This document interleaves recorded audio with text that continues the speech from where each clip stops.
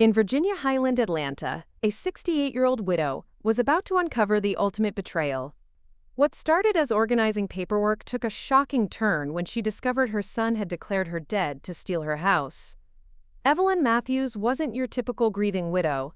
For decades, she had been a sharp-eyed school counselor, known for detecting lies and reading people's true intentions. When she found suspicious mail and online listings of her own home, she realized her son was planning to bring his family for a, quote, property tour of their supposed inheritance. Evelyn's discovery would lead to the most dramatic family confrontation imaginable, answering her own door to prove she was very much alive. Before we jump back in, tell us where you're tuning in from, and if this story touches you, make sure you're subscribed, because tomorrow, I've saved something extra special for you. The afternoon light filtered through the lace curtains of Evelyn Matthews' living room, casting delicate shadows across the mahogany desk, where 45 years of shared memories lay scattered in neat piles. Bank statements, insurance papers, medical records, the paper trail of a life lived together, now requiring the lonely work of organization. At 68, Evelyn's hands moved with practiced efficiency, though they trembled slightly when she came across Harold's handwriting on old birthday cards, tucked between financial documents. She had been putting off this task for 3 months since the funeral. The house felt too quiet without Harold's morning coffee ritual, and his habit of reading aloud from the Atlanta Journal-Constitution. Now, the silence pressed against her like a physical weight, broken only by the occasional car passing on their tree-lined street in Virginia Highland, a neighborhood that had transformed around them from working-class haven to gentrified treasure. The first piece of mail that didn't belong arrived on a Tuesday. Evelyn stared at the envelope addressed to Marcus Matthews at her address, her brow furrowing. Marcus lived across town in a cramped apartment with Stephanie and the children. Why would he use her address for what appeared to be a credit card application? Probably just temporary, she murmured to herself, setting it aside. Marcus had always been disorganized, scattered in the way that drove his father to quiet frustration during family dinners. Harold would purse his lips when Marcus talked about his latest get-rich-quick scheme or new sales opportunity, but he never said the harsh words Evelyn knew were building behind his careful silence. By Thursday, 3 more pieces of mail had arrived for Marcus. A loan application confirmation, a bank statement, an insurance inquiry. Evelyn's retired school counselor instincts began to prickle, the same feeling she'd gotten when a student's story didn't quite add up, when the details shifted slightly each time it was told. She found herself Googling her own address that evening, something she'd never thought to do before. The search results made her coffee cup rattle against the saucer as she set it down with shaking hands. Recently inherited property in desirable Virginia Highland. Charming bungalow with original hardwood floors and period details. Owner seeking quick sale due to estate settlement. The listing featured photos of her home, her kitchen, her living room, her garden that Harold had tended with such care. The description mentioned the, quote, recent passing of the longtime owner, and emphasized the urgency of the sale. It had been posted 6 weeks ago. Evelyn's throat constricted. She scrolled through the comments section, reading inquiries from potential buyers expressing condolences for the family's loss and asking about viewing appointments. Her hands moved to her chest, feeling the steady beat of her very much alive heart. The phone rang while she sat frozen at her computer. Marcus's voice carried through the house, warm and familiar, talking to someone about weekend plans. She could hear him clearly through the thin walls. He must be standing right outside her front door. Yeah, Stephanie's been asking about the timeline, Marcus was saying. I told her we could do the walkthrough this weekend. She's excited to see the place finally. Evelyn moved quietly to the window, peering through the curtains. Marcus stood on her front porch, his back to the door, phone pressed to his ear. He was examining the realtor's lockbox she'd never seen before, now attached to her porch railing. The kids are curious too, Marcus continued, his voice carrying that particular tone he used when he was trying to convince someone of something. Calvin keeps asking when we can move into Grandma's house. I keep telling him soon. Grandma's house? The words hit Evelyn like a physical blow. She pressed her hand against the wall for support, her mind struggling to process what she was hearing. I know, babe. I know it's been hard, not being able to say goodbye properly, Marcus said, his voice softer now. But you know how Mom was about hospitals and all that medical stuff at the end? She wanted to go quietly, privately. No big funeral, no drama. Evelyn's vision blurred. She gripped the window frame, watching her son, her only child, weave an elaborate fiction about her death, with the casual ease of someone discussing the weather. Tomorrow afternoon works perfectly, Marcus said. I'll pick you and the kids up around 2. Jasmine's been working on that family history project for school, so she'll want to see where her grandmother lived. And Calvin? Well, you know how excited he gets about having his own room. The conversation continued, but Evelyn could no longer make out the words over the rushing sound in her ears. She stumbled back to her computer, her fingers typing with desperate urgency. Social media searches revealed condolence messages on Marcus's Facebook page from friends and coworkers. So sorry for your loss. Your mother sounded like an amazing woman. Praying for your family during this difficult time. The messages dated back 2 months. 2 months during which she had been dead to the world, while living, breathing, grieving Harold in the solitude of their shared home. Marcus's voice faded as he moved away from the house, but his words echoed in Evelyn's mind. Tomorrow. He was bringing Stephanie and the children tomorrow to tour what they believed was their inheritance, their new home, the house that represented their fresh start, built on the foundation of their grandmother's supposed grave. Evelyn sat in her kitchen as darkness fell around her, staring at the accumulated evidence of her son's betrayal. The mail, the online listings, the social media condolences, all pointing to a deception so complete, so carefully constructed, that it had fooled everyone except the one person who was supposed to be dead. She thought about the financial struggles Marcus never quite admitted to, but that she could read in the spaces between his words during their weekly phone calls. The way Stephanie's voice tightened when she talked about their cramped apartment and the children sharing a bedroom. The pressure they felt to provide better opportunities, better schools, a better life for Jasmine and Calvin. But not like this.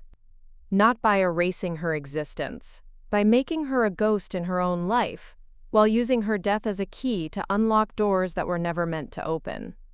The betrayal cut deeper than Harold's death had. At least Harold's leaving had been honest. A heart attack that took him quickly, cleanly, without deception or false promises. This was different. This was calculated. This required sustained lies, elaborate cover stories, the kind of planning that spoke to months of deliberate choice. As the hours passed and Atlanta settled into sleep around her, Evelyn's shock transformed into something harder, more focused. By 3 in the morning, she knew exactly what she would do when that doorbell rang tomorrow afternoon. If Marcus wanted to inherit her house, he would have to face the ghost he had created first. She spent the remaining hours before dawn making preparations. She retrieved Harold's reading glasses from his bedside table and set them prominently on the kitchen counter. She pulled out photo albums featuring recent pictures of herself and Harold, arranging them where they would be clearly visible. She even prepared a pot of coffee, the same Colombian blend she'd been drinking for 20 years, timing it so the aroma would fill the house just before 2 o'clock. Most importantly, she positioned herself near the front door, rehearsing the moment when she would open it to reveal the truth that Marcus had tried so desperately to bury. Tomorrow, Evelyn Matthews would rise from the dead, and her son would have to explain to his wife and children why their grandmother had decided to come back from the grave, just in time to meet them at her own front door. The morning sun crept through her curtains as she sat in Harold's favorite chair, waiting. For the first time in months, Evelyn felt truly awake. Marcus's hand trembled as he reached for the doorbell, his palm damp with nervous sweat despite the cool October afternoon. Behind him, Stephanie adjusted her purse strap and smoothed down Calvin Jr.'s unruly hair, while Jasmine stood slightly apart, her arms crossed in that way that told him she was still processing their earlier conversation about finally seeing their grandmother's house. "I still don't understand why we couldn't come to the funeral," Jasmine had said during the drive from their cramped apartment across town. At 16, she had her grandmother's sharp eyes and her grandfather's stubborn streak, a combination that made Marcus's chest tighten with both pride and dread. "You know how Grandma Evelyn was?" Marcus had replied, the lie sliding off his tongue with practiced ease. "Private. She didn't want a big production. Just wanted to slip away quietly." Now, standing on the familiar porch where he'd played as a child, Marcus felt the weight of that lie pressing against his ribs like a physical thing. The realtor's lockbox gleamed in the afternoon sun, a silver reminder of the story he'd constructed so carefully over the past 2 months. His mother was gone. The house was his. The fresh start his family needed was finally within reach. The doorbell's chime echoed through the house, followed by the sound of footsteps approaching from inside. Marcus's breath caught. He'd specifically arranged for the realtor to meet them here, to provide the official tour that would make everything feel legitimate. But those footsteps sounded wrong somehow. Too familiar, too measured, carrying the particular rhythm he'd known since childhood. The door opened. Time fractured. Marcus's world tilted sideways as he found himself staring into the very much alive face of his supposedly dead mother. Evelyn Matthews stood in her doorway, dressed in the navy cardigan Harold had bought her last Christmas, her silver hair neatly arranged, her dark eyes fixed on her son with an expression that made his knees nearly buckle. "Hello, Marcus," Evelyn said, her voice carrying the same calm authority she'd used when catching him in lies as a teenager. "I wasn't expecting visitors." Behind Marcus, Stephanie's sharp intake of breath cut through the October air like a blade. Her purse hit the porch floor with a dull thud, its contents scattering across the painted wooden planks. Calvin Jr.'s excited voice pierced the stunned silence. "Grandma! Daddy said you were in heaven." "Calvin, hush," Stephanie whispered, but her voice had gone thin and reedy. Her face had drained of color, and she reached out blindly for the porch railing, her legs suddenly unsteady. Marcus opened his mouth, but no sound emerged. His throat had closed completely, his mind racing through impossible explanations even as his mother's steady gaze held him pinned like a butterfly to a board. This couldn't be happening. This wasn't possible. He'd been so careful, so thorough. The obituary he'd never submitted but had referenced in conversations. The social media posts about his grief. The careful construction of a timeline that placed his mother's death during a period when Stephanie had been swamped with work and unable to attend services. Mom,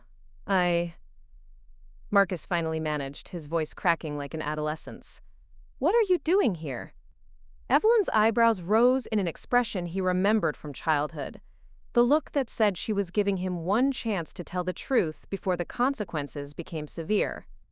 "What am I doing in my own home, you mean?" Jasmine had gone very still beside her father, her teenage mind working faster than the adults around her. "Dad," she said slowly, "you said Grandma died. You said she had a heart attack." "She did," Marcus said desperately, his hands gesturing wildly. "I mean, there was a mistake.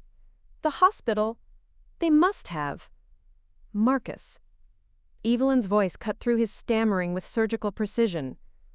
"Would you like to try again?"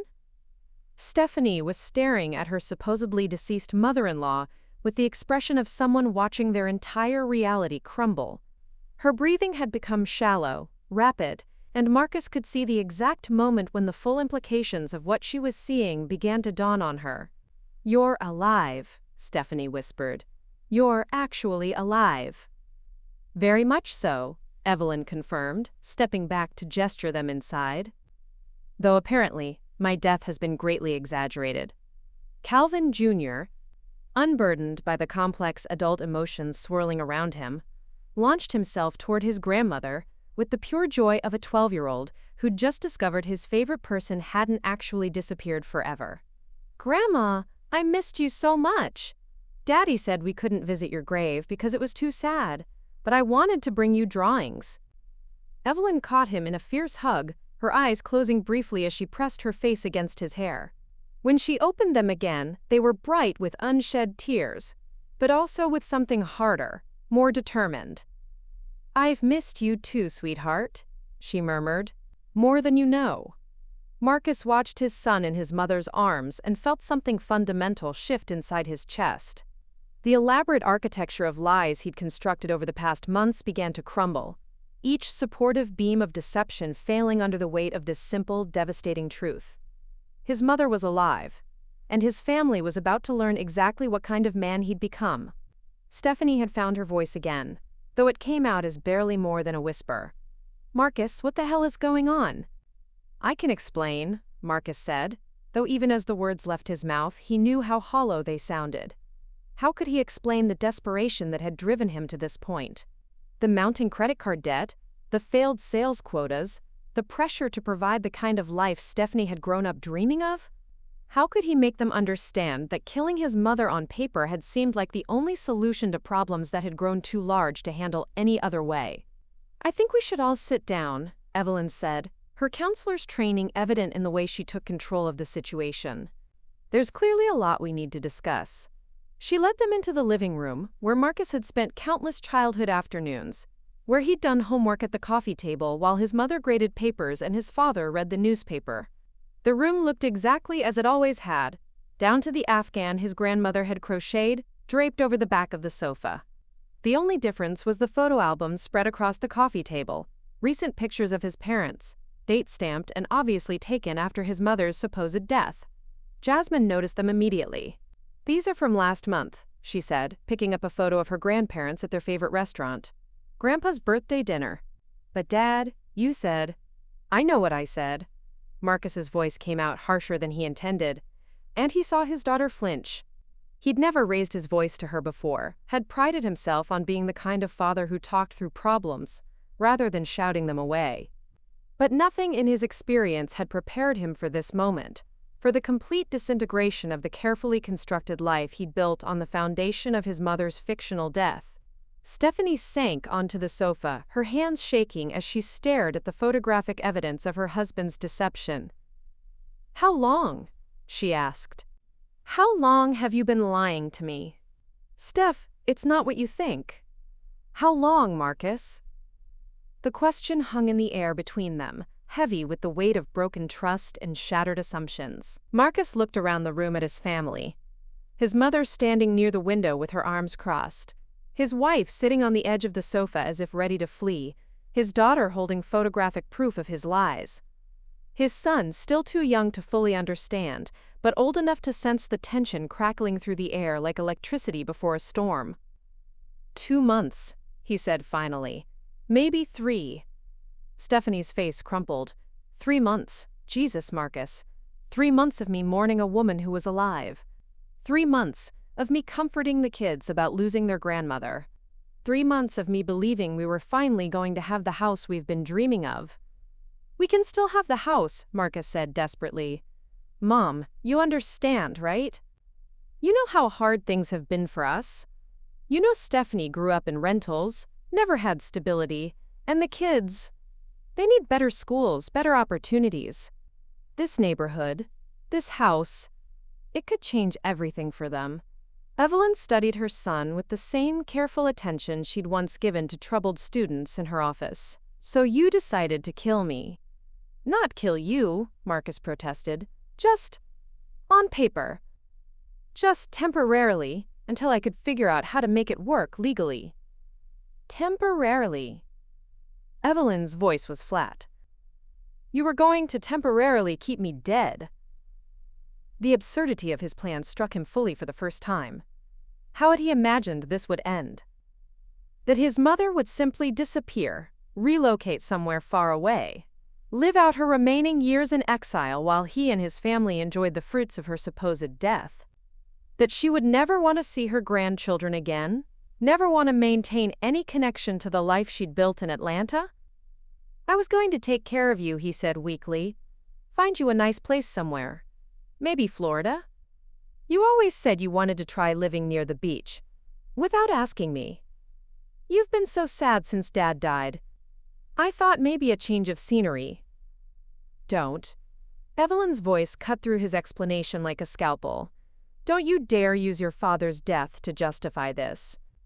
Don't you dare use my grief as an excuse for your lies. Jasmine had been listening to this exchange with growing horror, her young face cycling through confusion, anger, and something that looked like grief. "Dad," she said quietly, "I've been working on our family history project. I've been trying to research Grandma's death for weeks. I couldn't find an obituary. I couldn't find any record of a funeral. The Social Security death index didn't have her listed." Marcus felt his stomach drop. "Jazz, I told you not to worry about that project. I thought there was just a mistake in the system. I thought maybe the records hadn't been updated yet, but it wasn't a mistake, was it?" Her voice was getting stronger, more accusatory. "You made me lie to my teacher. You made me lie to my whole class about my grandmother being dead.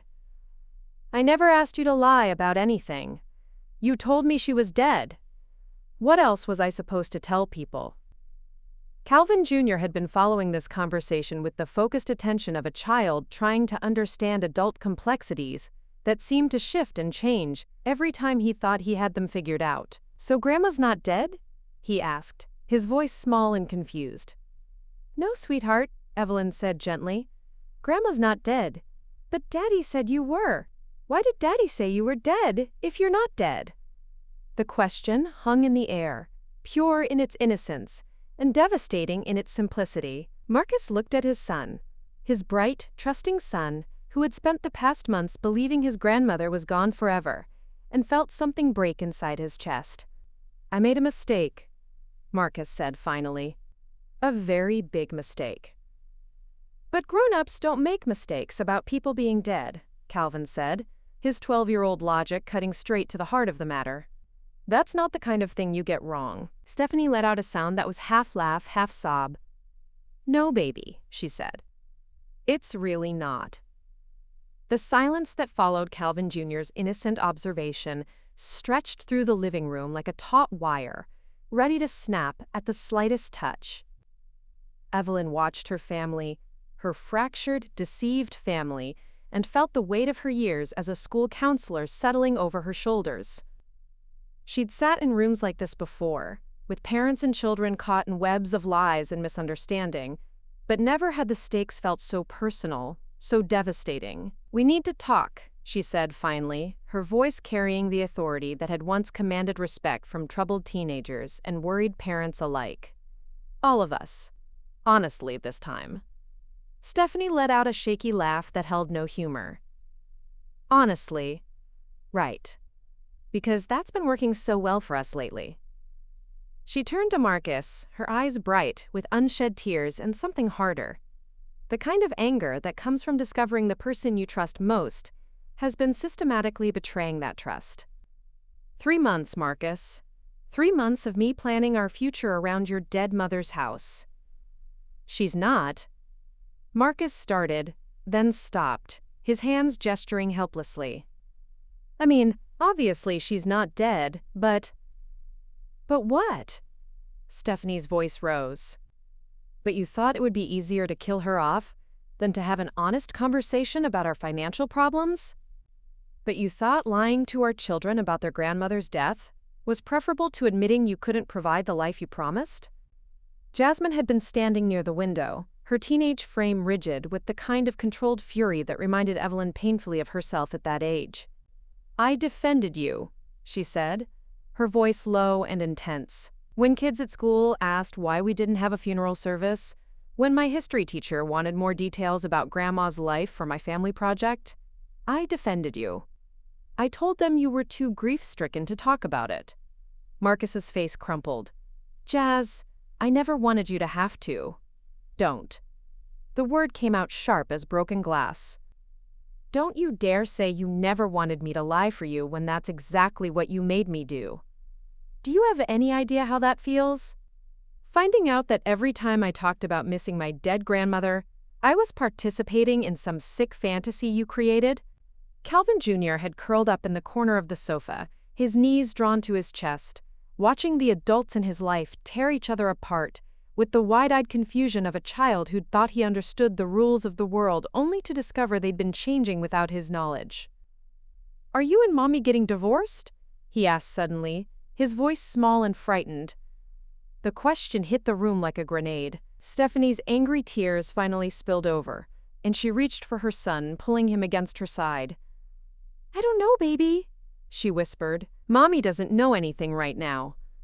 But if Grandma's not dead, then Daddy didn't lie, right?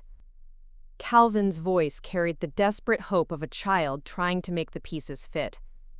Maybe there was just a big mistake? Evelyn's heart broke for him. This innocent boy trying to find a way to keep his world intact, to find an explanation that wouldn't require him to see his father as someone capable of such elaborate deception. She moved to sit on the coffee table directly in front of him, her movements careful and deliberate. Sweetheart, she said gently, sometimes grown-ups make very bad choices when they're scared or worried. Your daddy wasn't trying to hurt anyone, but he did make some very serious mistakes. Like lying about you being dead? Yes. Like that. Calvin considered this with the gravity of a child processing information that challenged everything he'd been taught about right and wrong. Is lying about someone being dead worse than regular lying? The question hung in the air, and Evelyn felt the eyes of everyone in the room on her. How did you explain to a 12-year-old that some lies were so fundamental, so destructive, that they changed the very nature of relationships? How did you help a child understand that his father had committed a kind of emotional violence against the entire family? It's much worse, she said finally. Because when you lie about something that important, it affects everyone who cares about that person. It makes them feel things they shouldn't have to feel, and it changes how they see the world. Marcus had been standing near the fireplace, his shoulders hunched with the weight of everyone's anger and disappointment. Now he moved forward, his hands extended in a gesture of desperate supplication. I know I screwed up, he said. I know this looks terrible, but you have to understand. I was drowning. The credit cards, the medical bills from Dad's treatment that insurance didn't cover, the commission cuts at work. I couldn't sleep, couldn't eat. Stephanie was talking about the kids' futures, about giving them opportunities we never had, and I couldn't see any other way. So you decided to commit fraud, Evelyn said, her voice steady but cold.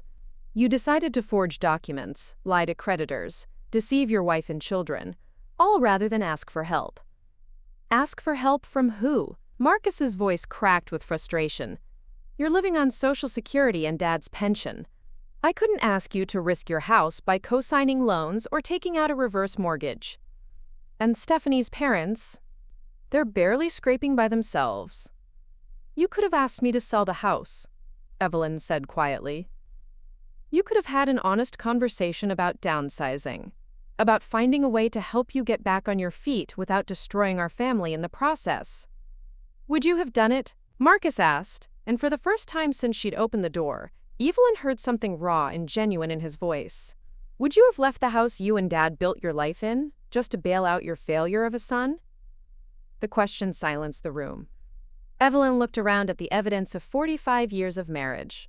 The furniture she and Harold had saved for, the photographs documenting their journey from young newlyweds to grandparents, the careful accumulation of a lifetime lived in one place. Would she have sacrificed it all for Marcus's financial struggles? I don't know, she said honestly, but you never gave me the chance to find out. You made that decision for me, and in the process, you made me complicit in my own erasure. Stephanie had been listening to this exchange with growing horror, her practical mind working through the implications of what her husband had done. The insurance policies, she said suddenly. Marcus, oh my God, the life insurance policies. You filed claims, didn't you? Marcus's silence was answer enough. Jesus Christ. Stephanie buried her face in her hands. That's not just lying, Marcus, that's felony fraud. That's prison time. I was going to pay it back, Marcus said desperately. Once I got the house sold, once we got settled, I was going to figure out how to return the money. With what? Stephanie's voice was muffled by her hands, but the words came out clear and sharp. We're already behind on everything. Our credit is shot. The only reason we've been able to stay afloat is because you convinced me we had this house coming. All our plans, all our budgeting for the kids' activities and college savings. It was all based on a lie. Jasmine had been growing more agitated during this conversation, pacing near the window with the restless energy of someone trying to contain their anger. "I can't believe you made us all accessories to insurance fraud," she said. "Do you understand what this could do to our family? What it could do to Calvin and me if you go to prison?" "Nobody's going to prison," Marcus said, but his voice lacked conviction. "Really?" Jasmine turned to face him, her young face hard with an anger that made her look older than her 16 years. "Because I'm pretty sure that when insurance companies find out they've been paying death benefits to someone whose mother is still alive, they don't just shrug and say, 'Oh well, mistakes happen.'" "We could pay it back," Marcus said weakly, "if we sold the house." "It's not your house to sell." The words exploded out of Evelyn with a force that surprised even her. "It was never your house to sell. This is my home, Marcus, mine and your father's. The place where we raised you, where we plan to grow old together, where I'm still growing old without him.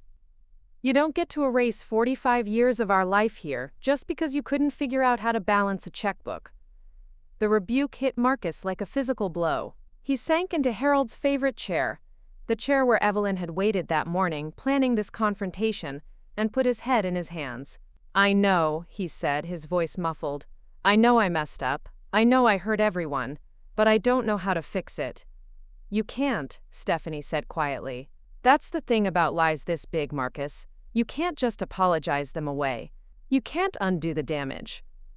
Calvin Jr. had been listening to this adult conversation with growing distress, his 12-year-old mind struggling to process concepts like insurance fraud and prison. "Are the police going to come?" he asked, his voice barely above a whisper. The question stopped all conversation. Evelyn looked at her grandson, this sweet, innocent boy who'd done nothing wrong but was now trapped in the consequences of his father's choices, and felt something fierce and protective rise in her chest. "I don't know, sweetheart," she said honestly. "There are some very serious laws that were broken, and there might be consequences." "Will Daddy have to go to jail?" Evelyn glanced at Marcus, seeing him through Calvin's eyes. Not the man who'd betrayed his family's trust, but the father who helped with homework and attended soccer games and read bedtime stories. The complexity of love and disappointment warred in her chest. "That's something we'll have to figure out," she said carefully. "But no matter what happens, you and Jasmine are going to be okay. Family takes care of family, even when family makes terrible mistakes." Marcus looked up at her with something that might have been hope. "Mom, Don't," Evelyn said firmly. "Don't say you're sorry. Don't make promises about making it right. Just listen for a minute, because I need you to understand something." She stood up, moving to the mantelpiece where photographs of 3 generations of Matthew's family smiled down at the wreckage of the afternoon. "When your father died, I thought the worst thing that could happen to this family had already happened. I thought we'd weathered the biggest loss we'd ever face. But what you've done, this systematic destruction of trust, this willingness to sacrifice everyone else's well-being for your own convenience, this is worse than death, Marcus. Death is honest. Death is final. This is going to haunt all of us for years to come."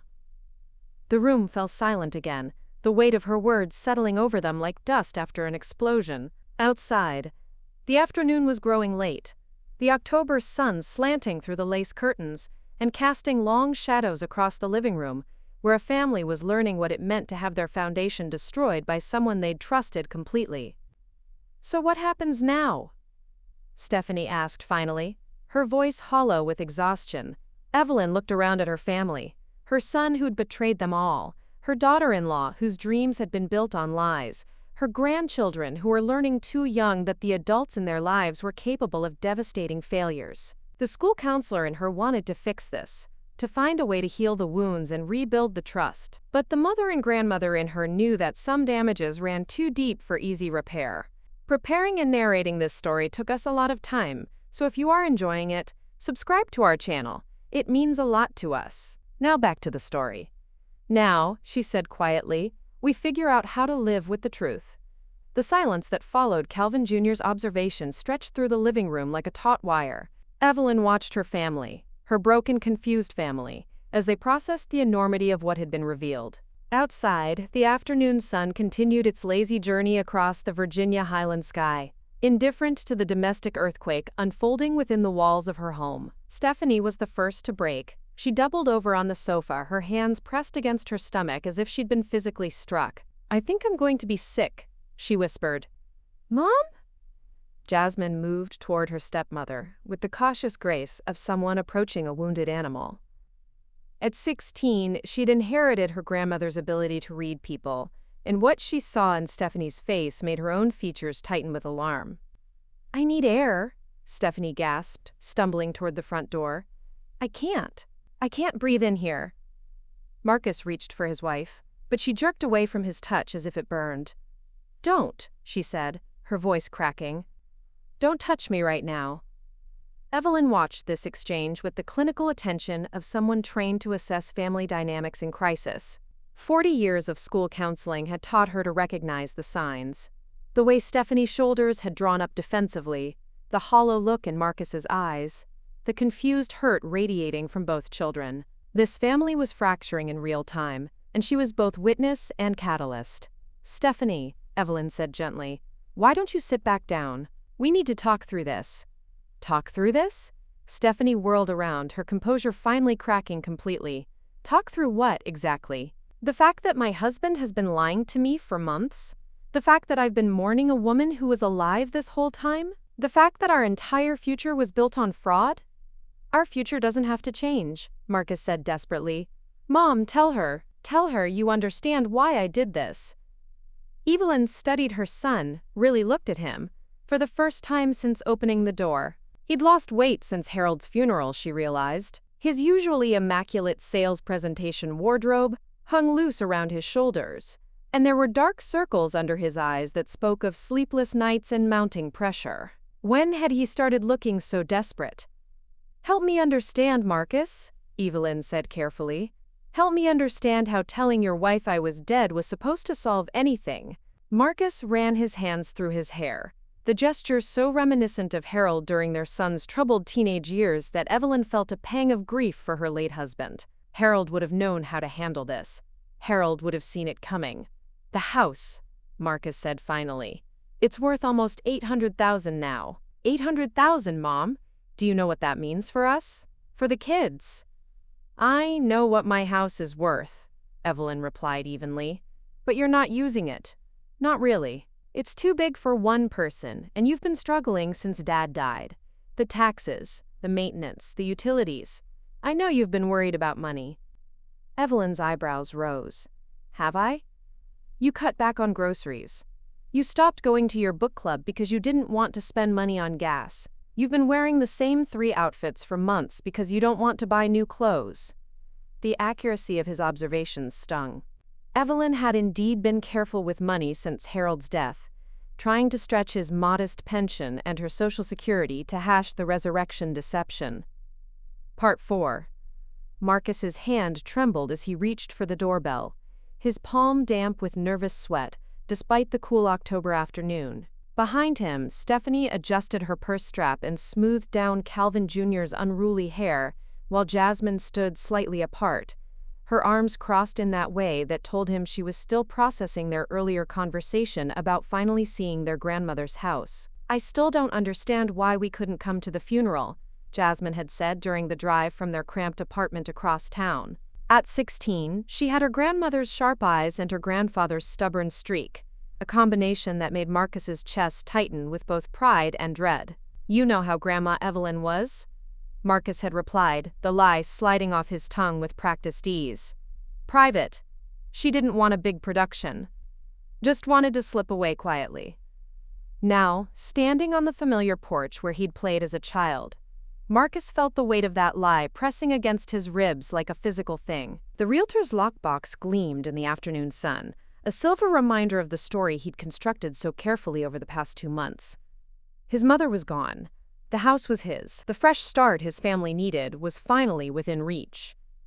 The doorbell's chime echoed through the house, followed by the sound of footsteps approaching from inside. Marcus's breath caught. He'd specifically arranged for the realtor to meet them here, to provide the official tour that would make everything feel legitimate. But those footsteps sounded wrong somehow. Too familiar, too measured, carrying the particular rhythm he'd known since childhood. The door opened. Time fractured. Marcus's world tilted sideways as he found himself staring into the very much alive face of his supposedly dead mother. Evelyn Matthews stood in her doorway, dressed in the navy cardigan Harold had bought her last Christmas, her silver hair neatly arranged, her dark eyes fixed on her son with an expression that made his knees nearly buckle. "Hello, Marcus," Evelyn said, her voice carrying the same calm authority she'd used when catching him in lies as a teenager. "I wasn't expecting visitors." Behind Marcus, Stephanie's sharp intake of breath cut through the October air like a blade. Her purse hit the porch floor with a dull thud, its contents scattering across the painted wooden planks. Calvin Jr.'s excited voice pierced the stunned silence. "Grandma! Daddy said you were in heaven!" "Calvin, hush," Stephanie whispered, but her voice had gone thin and reedy. Her face had drained of color, and she reached out blindly for the porch railing, her legs suddenly unsteady.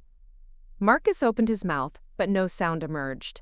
His throat had closed completely, his mind racing through impossible explanations, even as his mother's steady gaze held him pinned like a butterfly to a board. This couldn't be happening. This wasn't possible. He'd been so careful, so thorough. The obituary he'd never submitted but had referenced in conversations. The social media posts about his grief. The careful construction of a timeline that placed his mother's death during a period when Stephanie had been swamped with work and unable to attend services. Mom, Marcus finally managed, his voice cracking like an adolescent's. "What are you doing here?" Evelyn's eyebrows rose in an expression he remembered from childhood, the look that said she was giving him one chance to tell the truth before the consequences became severe. "What am I doing in my own home, you mean?" Jasmine had gone very still beside her father, her teenage mind working faster than the adults around her. "Dad," she said slowly, "you said Grandma died.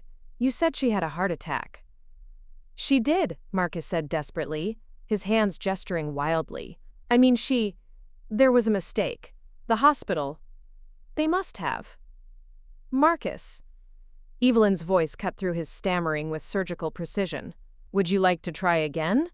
Stephanie was staring at her supposedly deceased mother-in-law, with the expression of someone watching their entire reality crumble. Her breathing had become shallow, rapid, and Marcus could see the exact moment when the full implications of what she was seeing began to dawn on her. "You're alive," Stephanie whispered. "You're actually alive." "Very much so," Evelyn confirmed, stepping back to gesture them inside. "Though apparently my death has been greatly exaggerated." Calvin Jr., unburdened by the complex adult emotions swirling around him, launched himself toward his grandmother, with the pure joy of a 12-year-old who'd just discovered his favorite person hadn't actually disappeared forever. "Grandma, I missed you so much. Daddy said we couldn't visit your grave because it was too sad, but I wanted to bring you drawings." Evelyn caught him in a fierce hug, her eyes closing briefly as she pressed her face against his hair. When she opened them again, they were bright with unshed tears, but also with something harder, more determined. "I've missed you too, sweetheart," she murmured. "More than you know." Marcus watched his son in his mother's arms and felt something fundamental shift inside his chest. The elaborate architecture of lies he'd constructed over the past months began to crumble, each supportive beam of deception failing under the weight of this simple, devastating truth. His mother was alive, and his family was about to learn exactly what kind of man he'd become. Stephanie had found her voice again, though it came out as barely more than a whisper. "Marcus, what the hell is going on?" "I can explain," Marcus said, though even as the words left his mouth he knew how hollow they sounded. How could he explain the desperation that had driven him to this point? The mounting credit card debt, the failed sales quotas, the pressure to provide the kind of life Stephanie had grown up dreaming of? How could he make them understand that killing his mother on paper had seemed like the only solution to problems that had grown too large to handle any other way? "I think we should all sit down," Evelyn said, her counselor's training evident in the way she took control of the situation. "There's clearly a lot we need to discuss." She led them into the living room where Marcus had spent countless childhood afternoons, where he'd done homework at the coffee table while his mother graded papers and his father read the newspaper. The room looked exactly as it always had, down to the afghan his grandmother had crocheted draped over the back of the sofa. The only difference was the photo albums spread across the coffee table, recent pictures of his parents, date-stamped and obviously taken after his mother's supposed death. Jasmine noticed them immediately. "These are from last month," she said, picking up a photo of her grandparents at their favorite restaurant. "Grandpa's birthday dinner." "But Dad, you said—" "I know what I said." Marcus's voice came out harsher than he intended, and he saw his daughter flinch. He'd never raised his voice to her before, had prided himself on being the kind of father who talked through problems rather than shouting them away.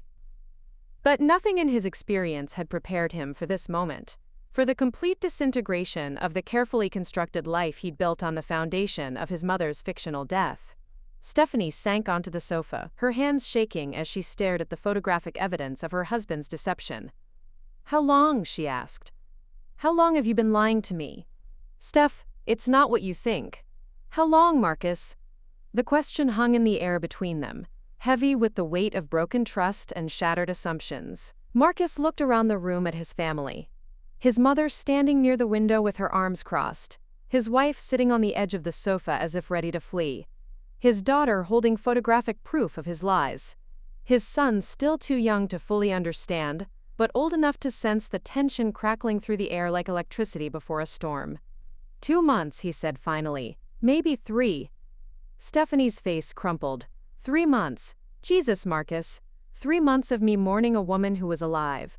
3 months of me comforting the kids about losing their grandmother. 3 months of me believing we were finally going to have the house we've been dreaming of. "We can still have the house," Marcus said desperately. "Mom, you understand, right? You know how hard things have been for us. You know Stephanie grew up in rentals, never had stability. And the kids? They need better schools, better opportunities. This neighborhood, this house, it could change everything for them." Yoon then studied her son with the same careful attention she'd once given to troubled students in her office. "So you decided to kill me." "Not kill you," Marcus protested. "Just, on paper. Just temporarily, until I could figure out how to make it work legally." "Temporarily?" Evelyn's voice was flat. "You were going to temporarily keep me dead." The absurdity of his plan struck him fully for the first time.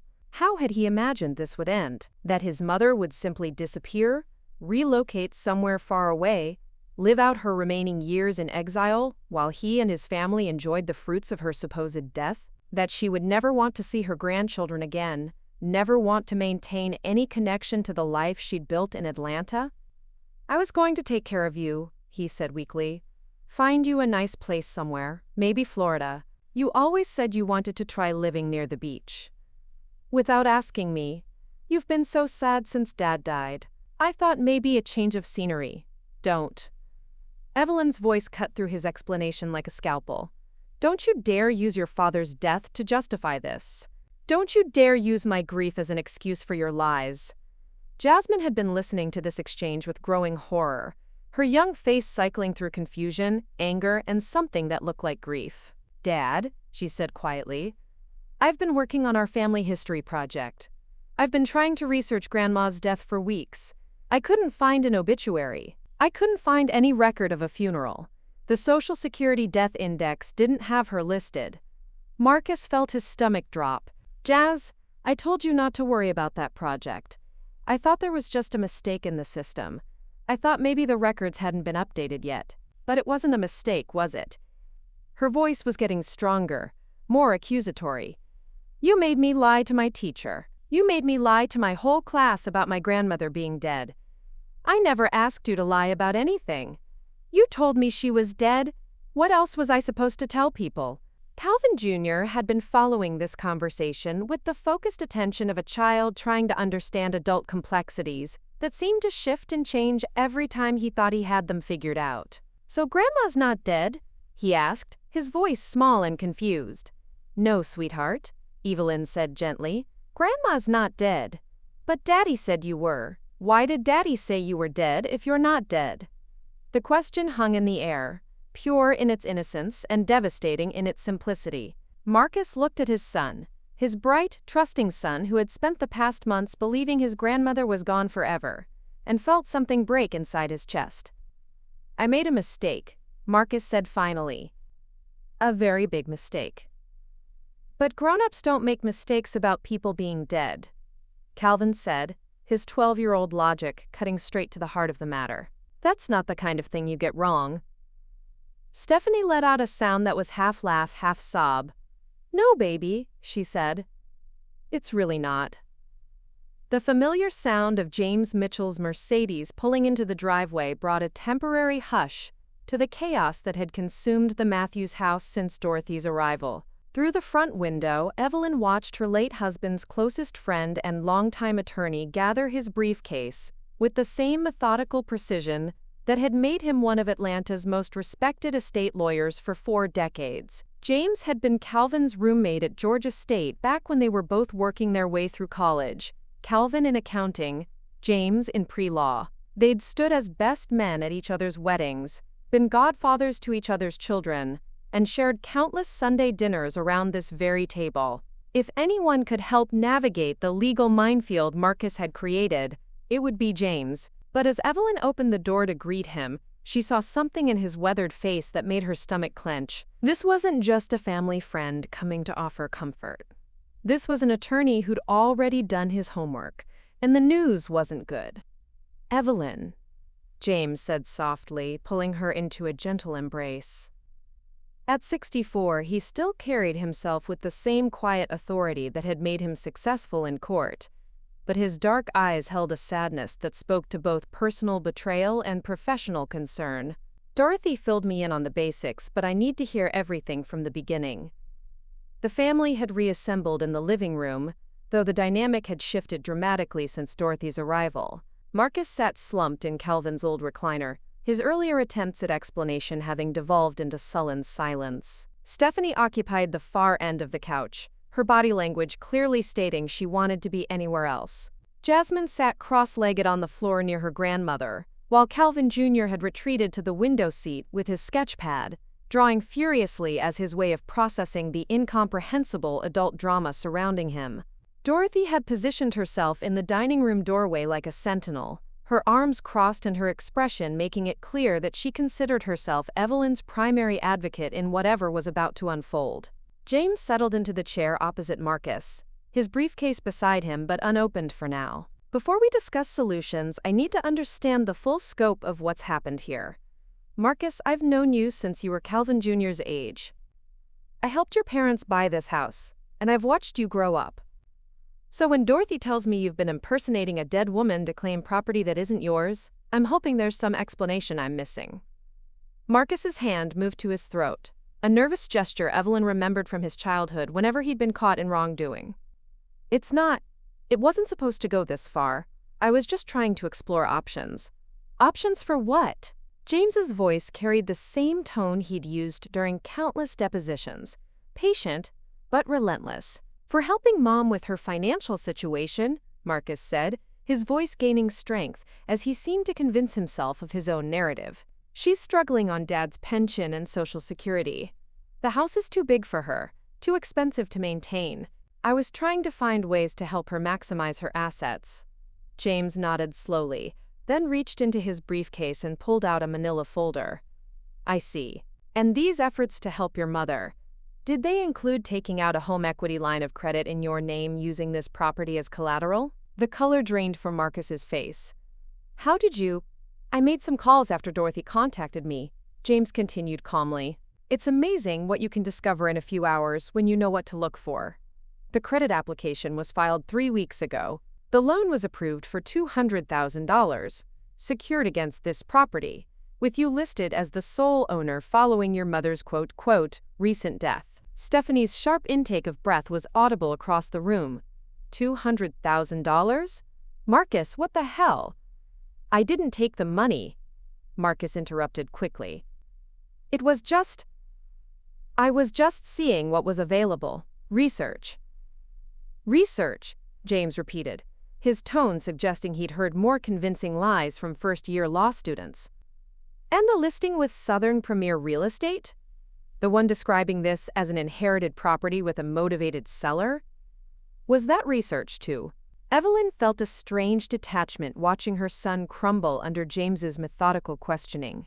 This was the same technique she'd used countless times with teenagers in her counseling office, presenting facts without accusation, letting the truth emerge through the subject's own contradictions. James opened his folder and withdrew several documents. Marcus, I need you to understand the legal reality of what you've done. Filing false information on a loan application is bank fraud, a federal offense that carries up to 30 years in prison. Creating and posting a false death notice could be considered fraud, identity theft, and forgery. Using someone else's property as collateral, without their knowledge or consent, is theft, potentially grand theft given the property values involved. But I'm his son, Marcus said weakly. Surely there's some family exception. There is no family exception to federal fraud statutes, James replied firmly. And given that you've involved multiple financial institutions and crossed state lines with some of these applications, this could easily become a federal case. The weight of James's words settled over the room like a thick blanket. Calvin Jr. looked up from his sketchpad, his young face creased with confusion. Daddy, are you going to jail? The innocent question hit Marcus like a physical blow. No, buddy. No, Daddy's not. We're just talking about grown-up stuff. But Jasmine, ever perceptive, was studying her father with new eyes. You lied about Grandma being dead so you could steal her house and sell it, she said matter-of-factly. That's not grown-up stuff. That's criminal stuff. Jasmine, Stephanie started. No, Mom. I've been researching our family history for months. I know when Grandpa died. And I know when people said Grandma died. And I know they don't match up. I know Dad's been acting weird every time I asked about visiting her grave. Jasmine's voice was steady, but tears were streaming down her cheeks. I know he's been lying to us about everything. James watched this family drama unfold with the sad expertise of someone who'd seen too many families destroyed by secrets and lies. The criminal liability is real, he said gently, but it's not the only issue we're facing. Evelyn, have you checked your credit report recently? Evelyn shook her head. I've never needed to. Calvin handled all that. I ran a preliminary check this afternoon. There are inquiries from 6 different lenders, all within the past month. Someone has been shopping your property extensively, using your personal information to get quotes and pre-approvals. James's expression grew grimmer. There's also been activity on your bank accounts that you need to be aware of. What kind of activity? Dorothy asked sharply. James consulted another document.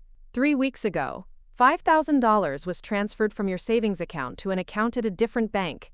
The authorization signature appears to be yours, but I never authorized that, Evelyn said firmly. I haven't touched the savings account since Calvin died. All eyes turned to Marcus, who was now staring at his hands. I was going to pay it back, he whispered. Stephanie's been out of work and we had some bills. You forged my signature? Evelyn's voice was barely controlled. You stole $5,000 from my account? It's not stealing if I was going to pay it back, Marcus said defensively. And you're my mother. When you actually die, I'll inherit everything anyway. I was just advancing the timeline. The callous calculation of his words hung in the air like poison. Even Calvin Jr. had stopped drawing, sensing the toxic shift in the room's atmosphere. Dorothy stepped forward from her position in the doorway. That boy needs a good slapping, she announced. Talking about his mother dying like it's some kind of business transaction.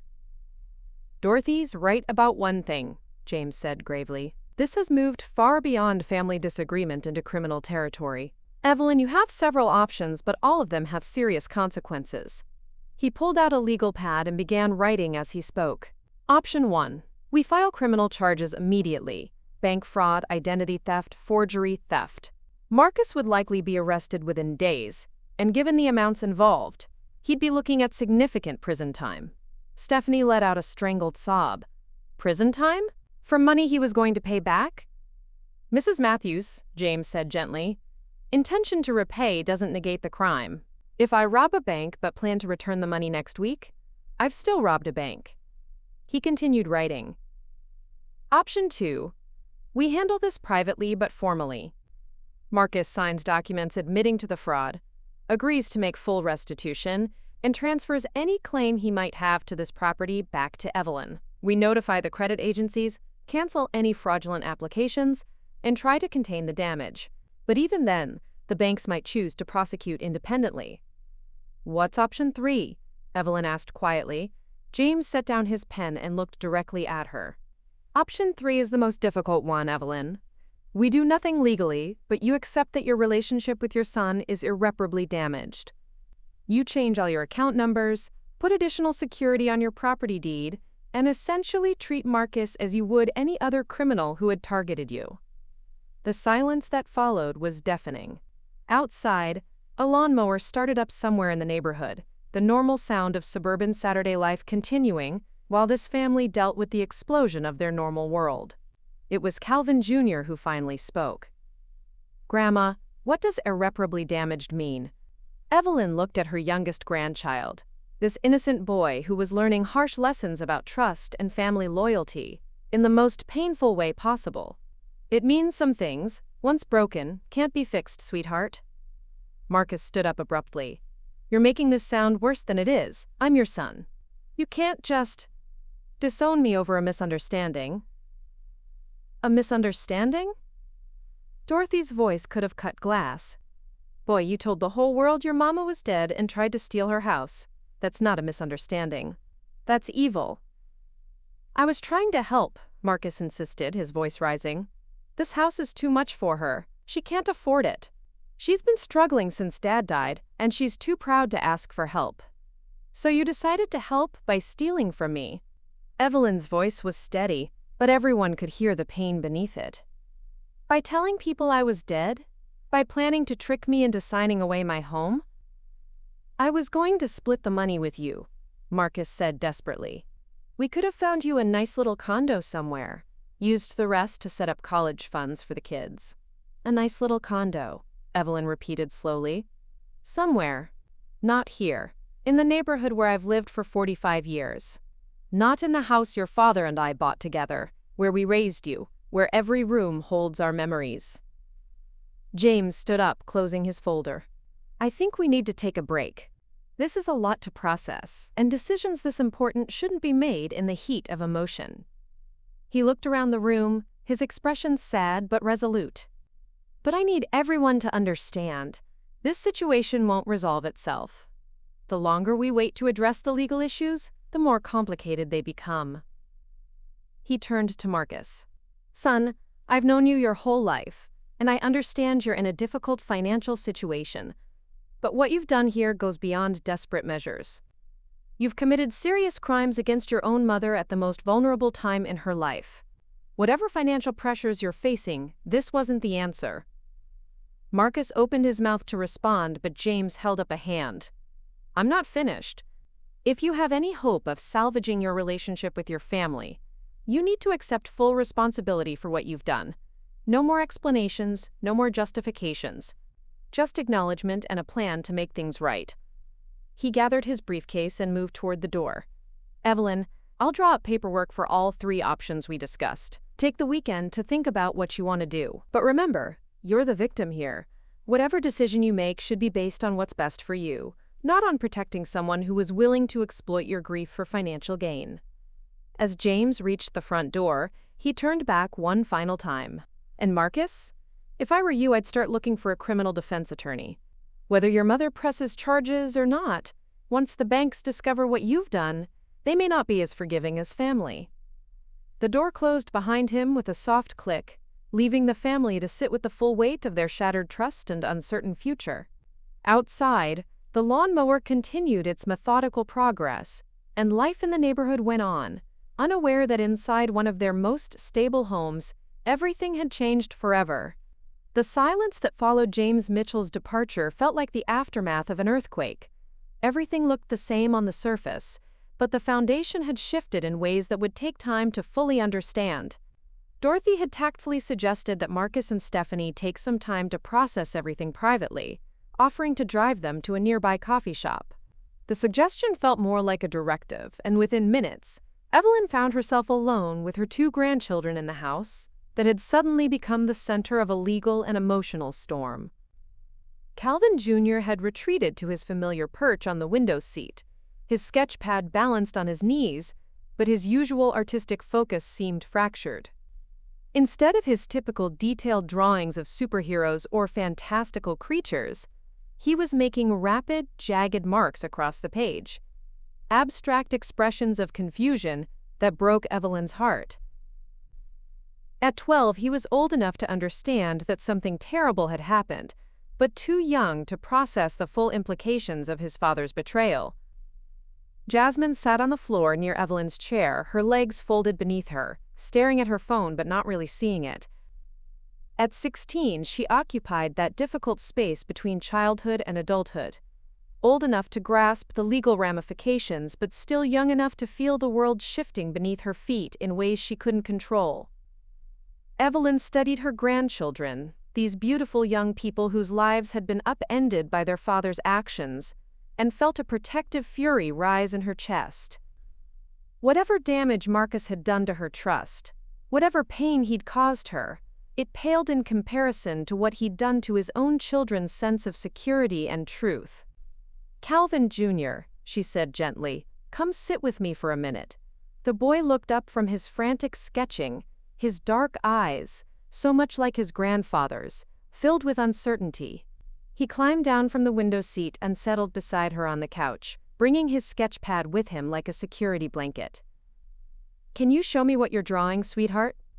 Calvin Jr. held up the page, revealing a tangle of black lines that seemed to spiral inward on themselves. "I don't know what it is," he said quietly. I can't make it look right. Nothing looks right anymore." Evelyn's throat tightened. Sometimes when we're confused or scared, it's hard to make sense of things in our heads. Drawing those feelings out can help, even if the pictures don't look like anything specific. "Grandma," Calvin Jr. said, his voice small, "is Daddy really a bad person?" The question hung in the air between them, loaded with all the complexity of a child trying to reconcile the father he loved with the man who had committed acts he couldn't fully understand. Evelyn reached for the wisdom she'd gained through 40 years of counseling troubled families, but this felt different when it was her own family, her own grandchild. "Your daddy made some very bad choices," she said carefully. "That doesn't make him a bad person, but it does mean he has to face the consequences of what he did. And it means we all have to figure out how to trust each other again." "But why did he say you were dead? That's such a mean thing to say." Calvin Jr.'s voice cracked slightly. "When I thought you were dead, I cried for 3 days. Mom made me that cake, the chocolate one with the terrible frosting, because she said sugar helps when you're sad. But you weren't even dead." Evelyn felt tears prick her eyes. She remembered Stephanie's clumsy but heartfelt attempts at comfort, remembered how proud Marcus had been of his wife's efforts to support their son through his grief. The layers of deception were staggering. Not just the lie itself, but all the secondary lies and performances that had sustained it. "He was trying to solve a problem in a very wrong way," Evelyn said. "Sometimes adults make terrible decisions when they're scared or desperate. It doesn't excuse what he did, but it might help you understand that it wasn't about not loving you or me. It was about him being afraid and making choices that hurt everyone he loves." Calvin Jr. nodded slowly, then looked back at his tangled drawing. "Will we still have Sunday dinners together? Will you still help me with my art projects?" The innocent question revealed the depth of what was at stake. This wasn't just about legal consequences or financial fraud. It was about the fabric of family traditions, the continuity of relationships that had been torn apart by Marcus's actions. "I hope so, baby," Evelyn said honestly, "but things are going to be different for a while. We all need time to figure out what comes next." Jasmine looked up from her phone, having listened to this exchange with the intense focus of someone trying to understand her own place in the chaos. "Grandma, can I ask you something that might be uncomfortable?" "Of course, honey." Jasmine shifted position, sitting cross-legged and facing her grandmother directly. "Did you know that Dad has been struggling financially? I mean, before all this happened?" Evelyn considered the question carefully. I knew your parents had been under pressure. Your father mentioned some difficulties with his sales territory, and I knew your mother had been looking for work. But I had no idea how serious things had gotten. He's been lying to us too, Jasmine said quietly. Not just about you, about lots of things. Mom thinks she lost her job because of budget cuts at the marketing firm, but I heard Dad on the phone with his friend Kevin. Mom got fired because Dad kept calling her work, asking them to advance her paycheck or asking about her benefits. He was basically harassing her employer. This revelation hit Evelyn like a physical blow. The scope of Marcus's deception extended far beyond his mother. He'd been systematically lying to his wife, undermining her career, and manipulating every relationship in his life. How long have you known? Evelyn asked. Pieces of it for months, Jasmine admitted. I started getting suspicious when the stories didn't add up. Dad would say one thing about money, Mom would say something else. They kept having these whispered fights that would stop whenever Calvin Jr. or I came into the room. She picked at the carpet absently. And then there was the family history project at school. What kind of project? We had to research our genealogy and write about significant family events. I wanted to write about you and Grandpa, about how you built this life together, how you both worked multiple jobs to buy this house. Jasmine's voice gained strength as she spoke. But when I tried to verify dates and details, things didn't match up.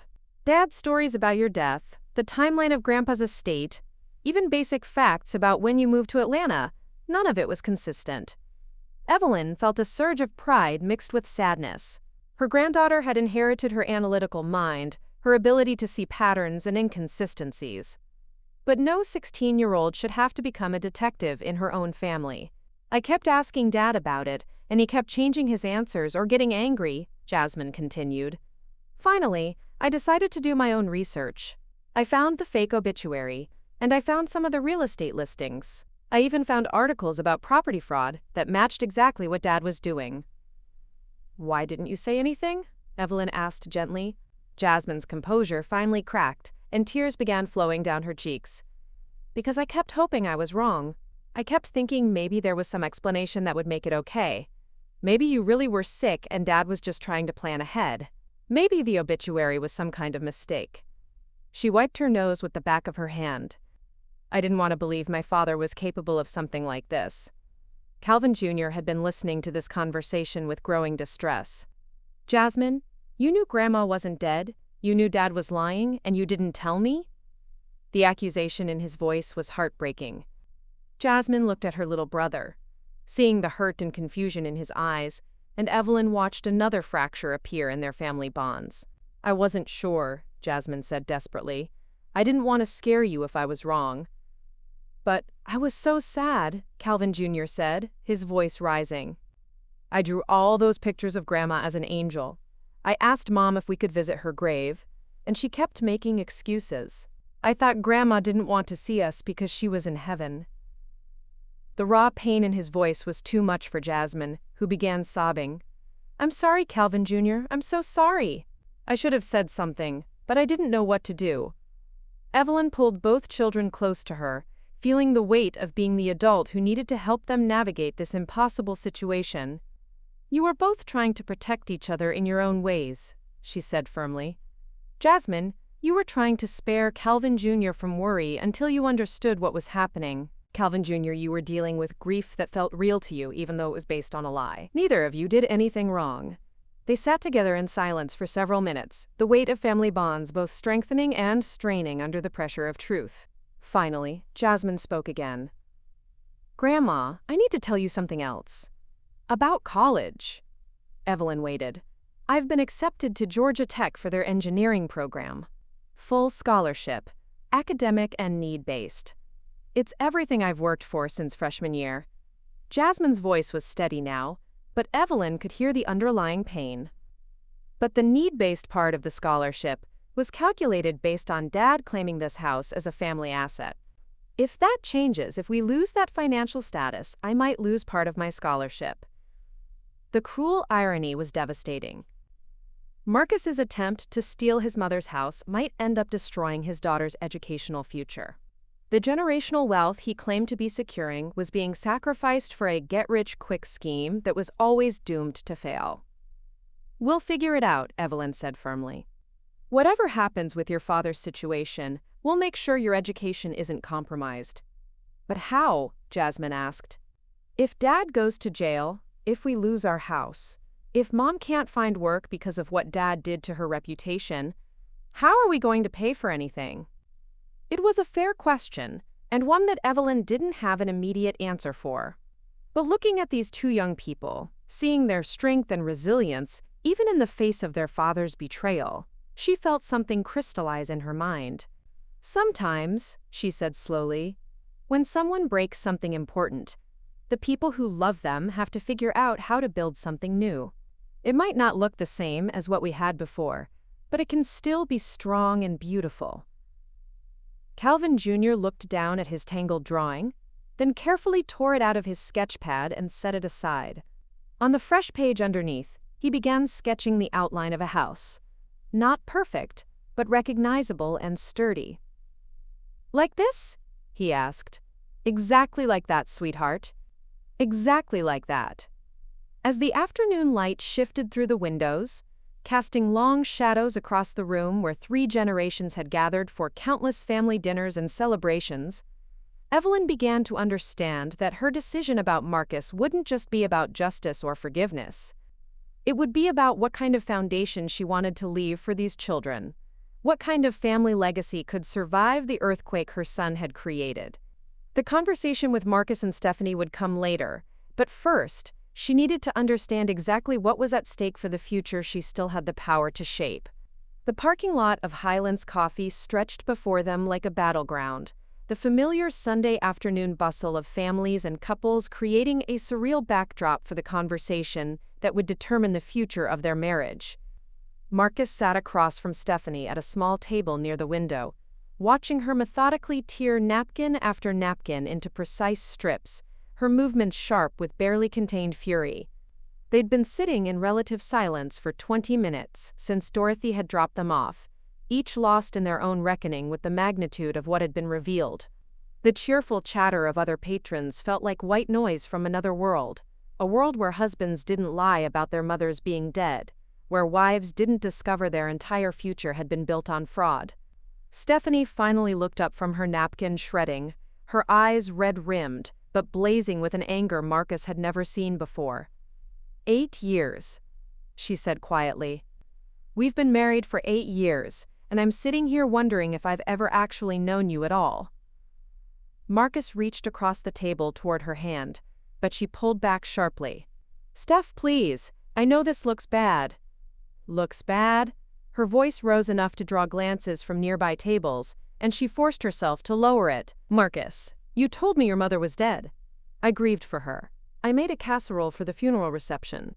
I held Jasmine while she cried about never getting to know her grandmother better. Her voice cracked. I bought flowers for her grave last month. Chrysanthemums, 'cause you said they were her favorites.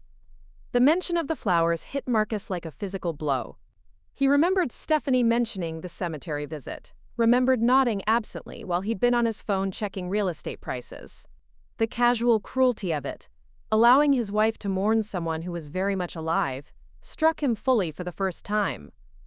I was going to tell you, he said weakly. Once everything was settled, once we had the house situation figured out, I was going to explain. Explain what exactly? Stephanie's laugh was bitter. How you were going to explain your mother's miraculous resurrection. Surprise, honey, remember that funeral we went to? Just kidding, but hey, we got a house out of it. Marcus flinched at the sarcasm, recognizing a tone he'd never heard from his wife before. Stephanie had always been direct, practical, but there was a hardness in her voice now that spoke to something fundamental breaking between them. You don't understand the pressure I've been under, Marcus said, falling back on the explanation that had sustained him through months of escalating lies. The sales territory has been brutal, your job situation. My job situation? Stephanie's eyes flashed dangerously. Let's talk about my job situation, Marcus. Because I just spent the last 20 minutes thinking about everything James said, everything Jasmine revealed, and I'm starting to piece together some very interesting connections. She pulled out her phone and scrolled through her emails. I got fired 6 months ago, officially for, quote, performance issues and workplace disruption. I thought it was unfair, maybe even discriminatory, but I accepted it because I trusted you when you said we'd figure it out together. Marcus's stomach began to sink as he saw where this was heading. But now I'm remembering all those times you called my office. All those emergencies that required them to pull me out of meetings. All those requests for paycheck advances, benefits information, discussions about my employment status with HR. Stephanie's voice was getting stronger, more confident as the pieces fell into place. You weren't supporting me through job stress, Marcus. You were creating it. That's not. I was trying to help us financially. You cost me my job.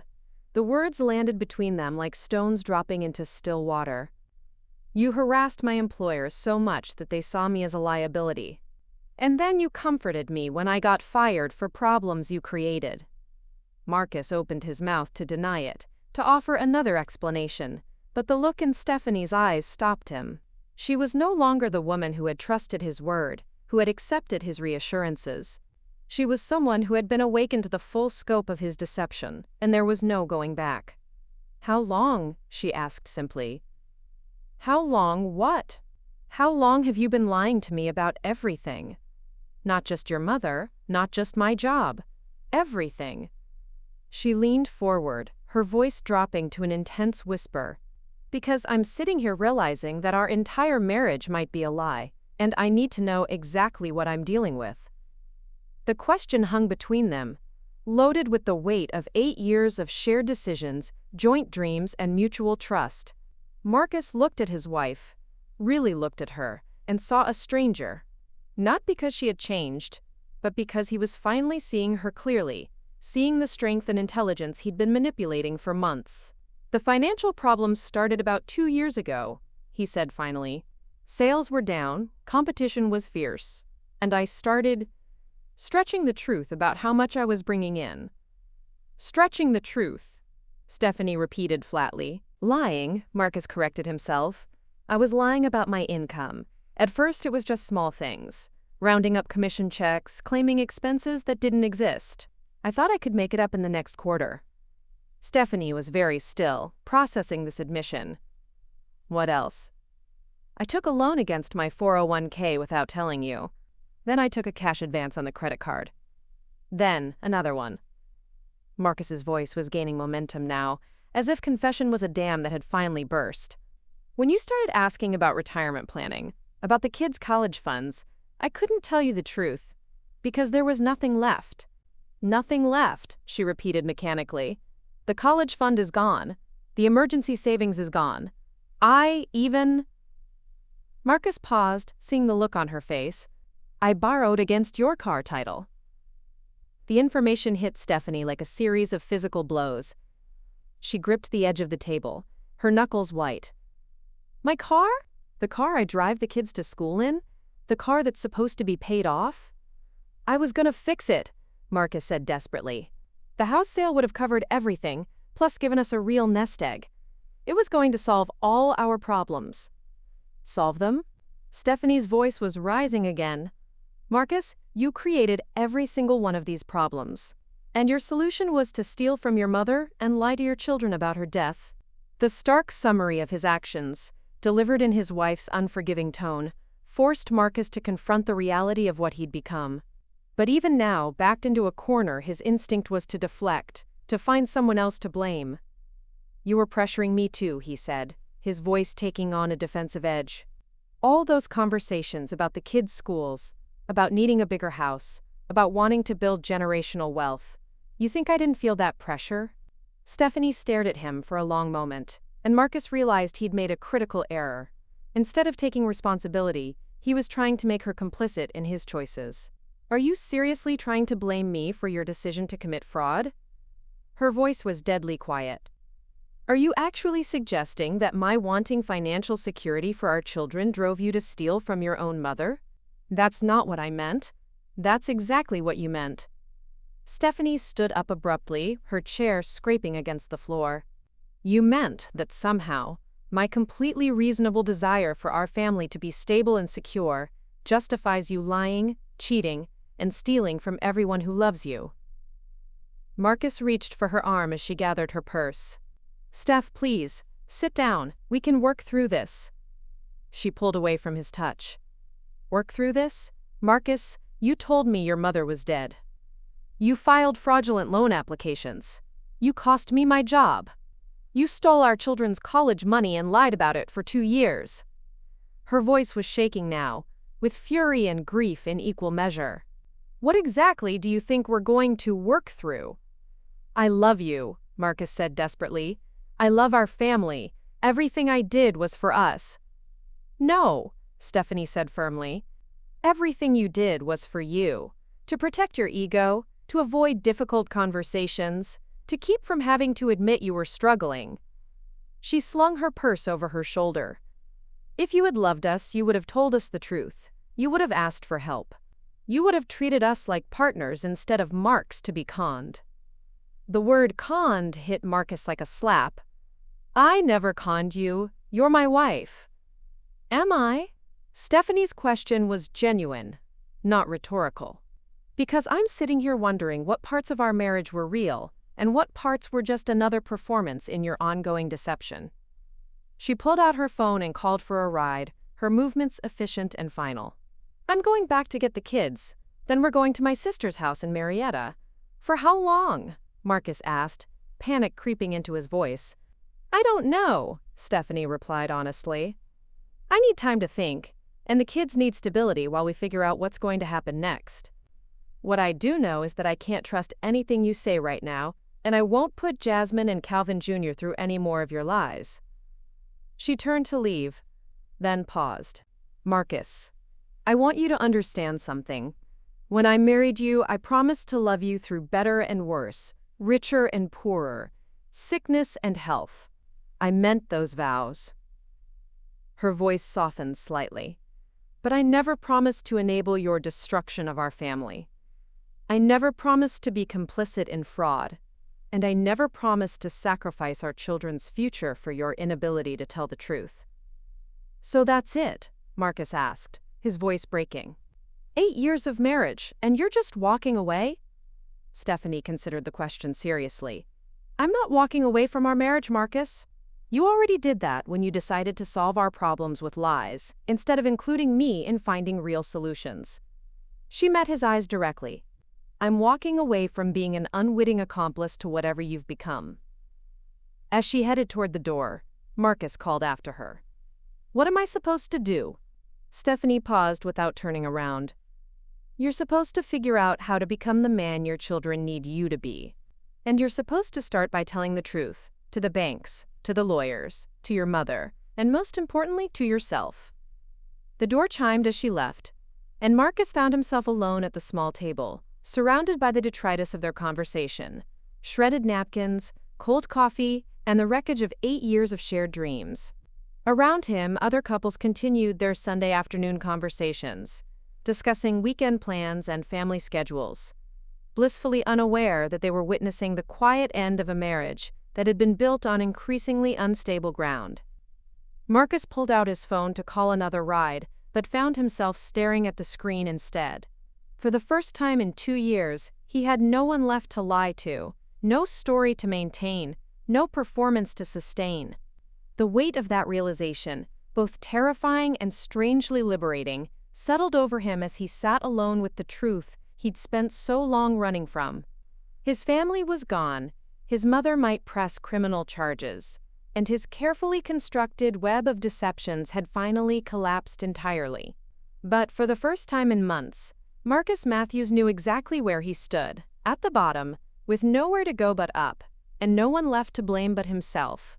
The Inheritance Deception, Part 8, Community Healing. The idea came to Dorothy Williams as she watched her neighbors lingering on porches and sidewalks. Sunday evening, their conversations hushed but urgent. Word had spread through Virginia Highland with the efficiency of a well-oiled telephone network. Evelyn Matthews was alive. Her son had been caught in an elaborate deception, and the family at 847 Piedmont Avenue was in crisis.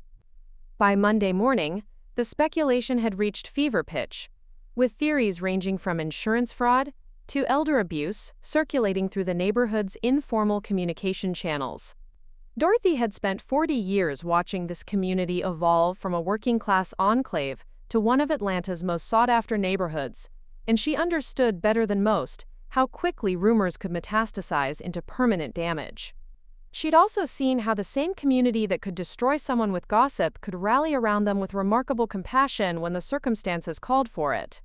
Standing in her kitchen Tuesday morning, watching Evelyn through the window as she sat motionless on her front porch, Dorothy made a decision that would either help heal the Matthews family or expose them to further scrutiny. She picked up her phone and began making calls. "Helen? It's Dorothy. I need you to call the others. We're having a gathering Thursday evening at my house, 7 o'clock. Yes, about the Matthews situation. No, not to gossip. To help." By Thursday afternoon, Dorothy's living room had been transformed into an informal community meeting space. She'd moved furniture to accommodate the dozen neighbors who had accepted her invitation, representing a cross-section of the families who had shared Piedmont Avenue's evolution over the past several decades. There was Helen Crawford, the retired teacher who lived 2 houses down from Evelyn, whose own husband had struggled with early-onset dementia before his death 3 years earlier. Robert and Maria Santos occupied the renovated Craftsman bungalow across the street, a young couple with twin toddlers who had moved to the neighborhood specifically for its sense of community. Mrs. Chen, the elderly widow who tended the most beautiful garden on the block, sat beside Tom Jefferson, the divorced father of 2 teenagers who coached Little League and organized the annual block party. The group also included some newer residents, professionals who had paid premium prices for Virginia Highland real estate but were still finding their place in the neighborhood's social fabric. Among them was Dr. Patricia Hendricks, a psychiatrist who had recently purchased the corner house, and David Kim, a software engineer who worked remotely and had become the informal IT support for several of his less tech-savvy neighbors. Dorothy had specifically not invited the neighborhood's more problematic residents, the ones who thrived on drama or who might use this gathering as an opportunity for social positioning rather than genuine support. This was about community healing, not community theater. As people settled into chairs and found places on Dorothy's well-worn sofa, she stood near the fireplace and cleared her throat. "I want to thank you all for coming. I know this is unusual, and I know we're all here because we care about Evelyn and her family." Helen Crawford spoke first. "Dorothy, we've all heard bits and pieces, but nobody really knows what's going on. Is Evelyn safe? Are the children okay?" "That's exactly why I called this meeting," Dorothy replied. "Because rumors and speculation aren't helping anyone, least of all Evelyn. What I'm going to tell you needs to stay in this room unless Evelyn herself decides to share it more widely." She proceeded to explain the situation as she understood it. Marcus's deception, the fake obituary, the attempted fraud, and the family's current crisis. She spoke carefully, sticking to facts rather than interpretation, but the shock on her neighbors' faces was unmistakable. "Good Lord," Robert Santos muttered. "I remember seeing Marcus here a few weeks ago. He was measuring the front yard, said something about landscaping improvements for his mother. He was probably assessing the property for the real estate listing," Dorothy said grimly. "The whole thing was planned out months in advance." Maria Santos shook her head in disbelief. "Those poor children. Jasmine babysits for us sometimes. She's such a responsible girl. I can't imagine what she's going through." Dr. Hendricks leaned forward, her professional training evident in her careful choice of words. "What kind of support does the family need right now? Are there practical concerns we should be aware of?" Dorothy had been hoping someone would ask that question. "Evelyn is going to need legal support, potentially financial assistance, if this gets drawn out in court. The grandchildren are staying with their mother's family temporarily, but their whole world has been turned upside down." And she paused, considering how much to reveal. There may be some question about Evelyn's ability to maintain the house if Marcus's actions have compromised her finances. The implications of that statement settled over the room like a heavy blanket. If Evelyn lost her home, the neighborhood would lose one of its most stable, long-term residents, someone who represented continuity with the area's history and values. Tom Jefferson spoke up. "What can we actually do? I mean, beyond moral support and casseroles?"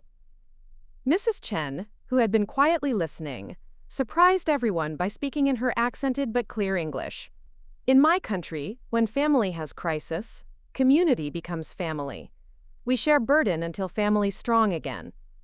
Her words seemed to unlock something in the room. Helen Crawford nodded vigorously. Mrs. Chen is right. This isn't just about Evelyn. It's about what kind of community we want to be.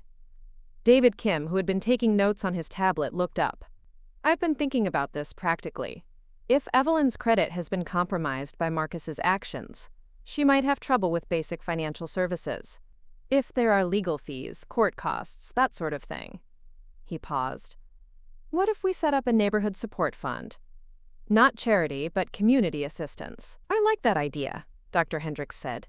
I've seen situations like this before. Financial fraud within families often leaves the victims in precarious positions even after the perpetrator is caught.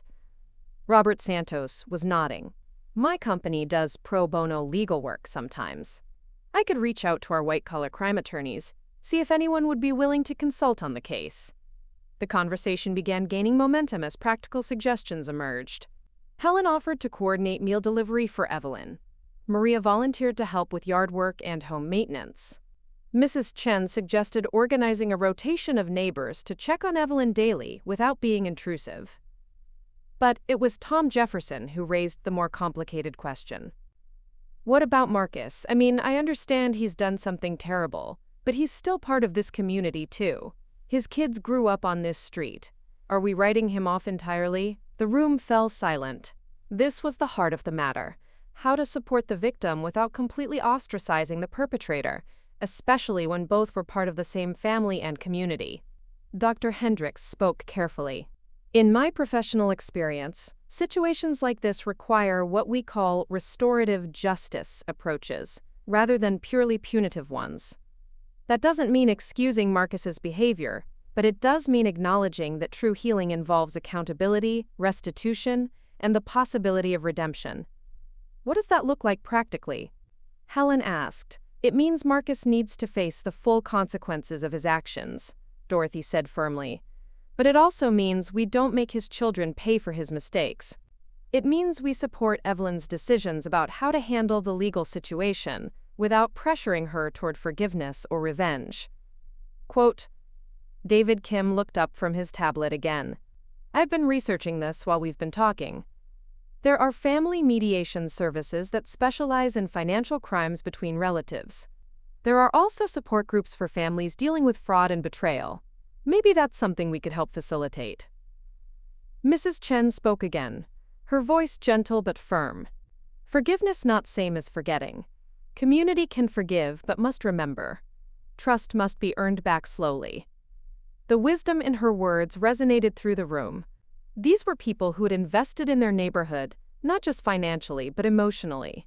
They had built relationships, shared celebrations and sorrows, created the social fabric that made a collection of houses into a true community. As the evening progressed, practical plans began to take shape. David would set up a secure online platform for coordinating support efforts. Helen would serve as the primary liaison with Evelyn, ensuring that help was offered without overwhelming her. Robert would explore legal assistance options. Dr. Hendricks offered to provide counseling resources for the family, particularly the children. But the most important development was less tangible: the collective decision to approach this crisis as a community challenge rather than individual drama. Instead of choosing sides or feeding gossip, they were choosing to model the kind of neighborhood response that could actually help heal the damage that had been done. There's one more thing, Dorothy said as the meeting began to wind down. Evelyn doesn't know I'm organizing this. She's been through enough manipulation and control. She doesn't need us making decisions for her or about her. She looked around the room, meeting each person's eyes. Everything we do has to be offered, not imposed. She gets to decide what help she wants and what help she doesn't. Our job is to make sure she knows she's not alone, and that she has options. As neighbors began gathering their coats and saying goodbyes, Maria Santos paused at the door. Dorothy, how do we explain this to our kids? They know Jasmine and Calvin Jr. They're going to have questions. It was Helen Crawford who answered. We tell them the truth, age appropriately. We tell them that sometimes adults make very bad choices that hurt their families, but that communities can help families heal. We show them what it looks like to support people through crisis, instead of turning away from them. After everyone had left, Dorothy stood in her living room, straightening furniture and collecting coffee cups. But her mind was on the woman across the street, who was probably lying awake wondering what her future held. The gathering had been a success, not because it had solved anything, but because it had demonstrated that healing was possible, that community could be more than just proximity. Tomorrow, the real work would begin. There would be awkward conversations, careful boundary setting, and the delicate balance of supporting Evelyn without infantilizing her or making decisions on her behalf. There would be legal complications, financial uncertainties, and the long process of rebuilding trust within a family that had been shattered by betrayal. But tonight, for the first time since this crisis began, Dorothy felt hopeful. She had seen what happened when good people decided to act on their values rather than just talk about them. She had witnessed the difference between community as a concept and community as a practice.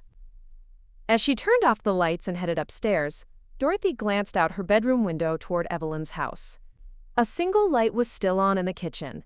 Evelyn was awake, probably wrestling with impossible decisions about her son's future and her own. But she was no longer wrestling alone. Whether she knew it yet or not, Evelyn Matthews had a community ready to help her rebuild whatever Marcus had torn down. And sometimes, Dorothy reflected, that kind of support made all the difference between surviving a crisis and actually healing from it. The morning light filtered through the kitchen windows of 847 Piedmont Avenue, casting familiar shadows across the table where 4 generations of Matthews family decisions had been made. Evelyn sat with her hands wrapped around a mug of coffee that had long since gone cold, staring at the 3 manila folders James Mitchell had delivered the night before. Each folder contained a different path forward, a different way to handle the wreckage her son had created. She had been awake most of the night, moving between the kitchen table and Calvin's old recliner, weighing options that seemed to offer no perfect solutions. The community support Dorothy had organized was touching but also overwhelming.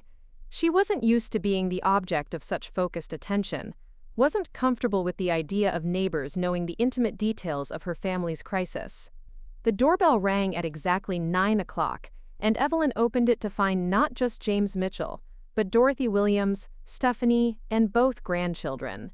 The sight of Jasmine and Calvin Jr. made her heart clench.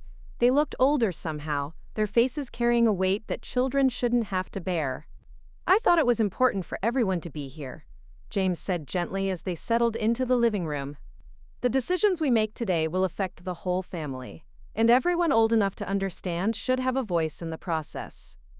Stephanie looked exhausted, her usually neat appearance showing signs of stress and sleepless nights. She'd been staying at her sister's house in Marietta with the children, but the temporary arrangement was clearly taking its toll.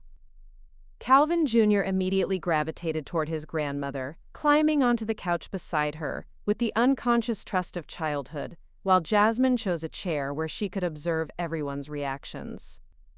"Where's Marcus?" Evelyn asked, though she wasn't sure she wanted to know the answer. "He's staying at a hotel near the airport," Stephanie replied, her voice carefully neutral.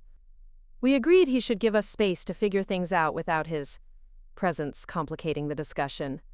James opened his briefcase and pulled out the same folders he'd left with Evelyn the night before. "I spent the last few days consulting with colleagues who specialize in family financial crimes. The situation is complex, but we have a clearer picture now of what we're dealing with." He spread the folders across the coffee table like a lawyer presenting evidence. "The first folder contains the criminal option. If we pursue this route, Marcus will face federal charges for bank fraud, identity theft, and forgery. The FBI has already expressed interest in the case. Apparently Marcus's methods match a pattern they've been tracking in other financial fraud cases." Calvin Jr. looked up from his position next to Evelyn. "What does that mean, Grandma?" "It means your father could go to prison, sweetheart," Evelyn said softly, her heart breaking at the innocent question.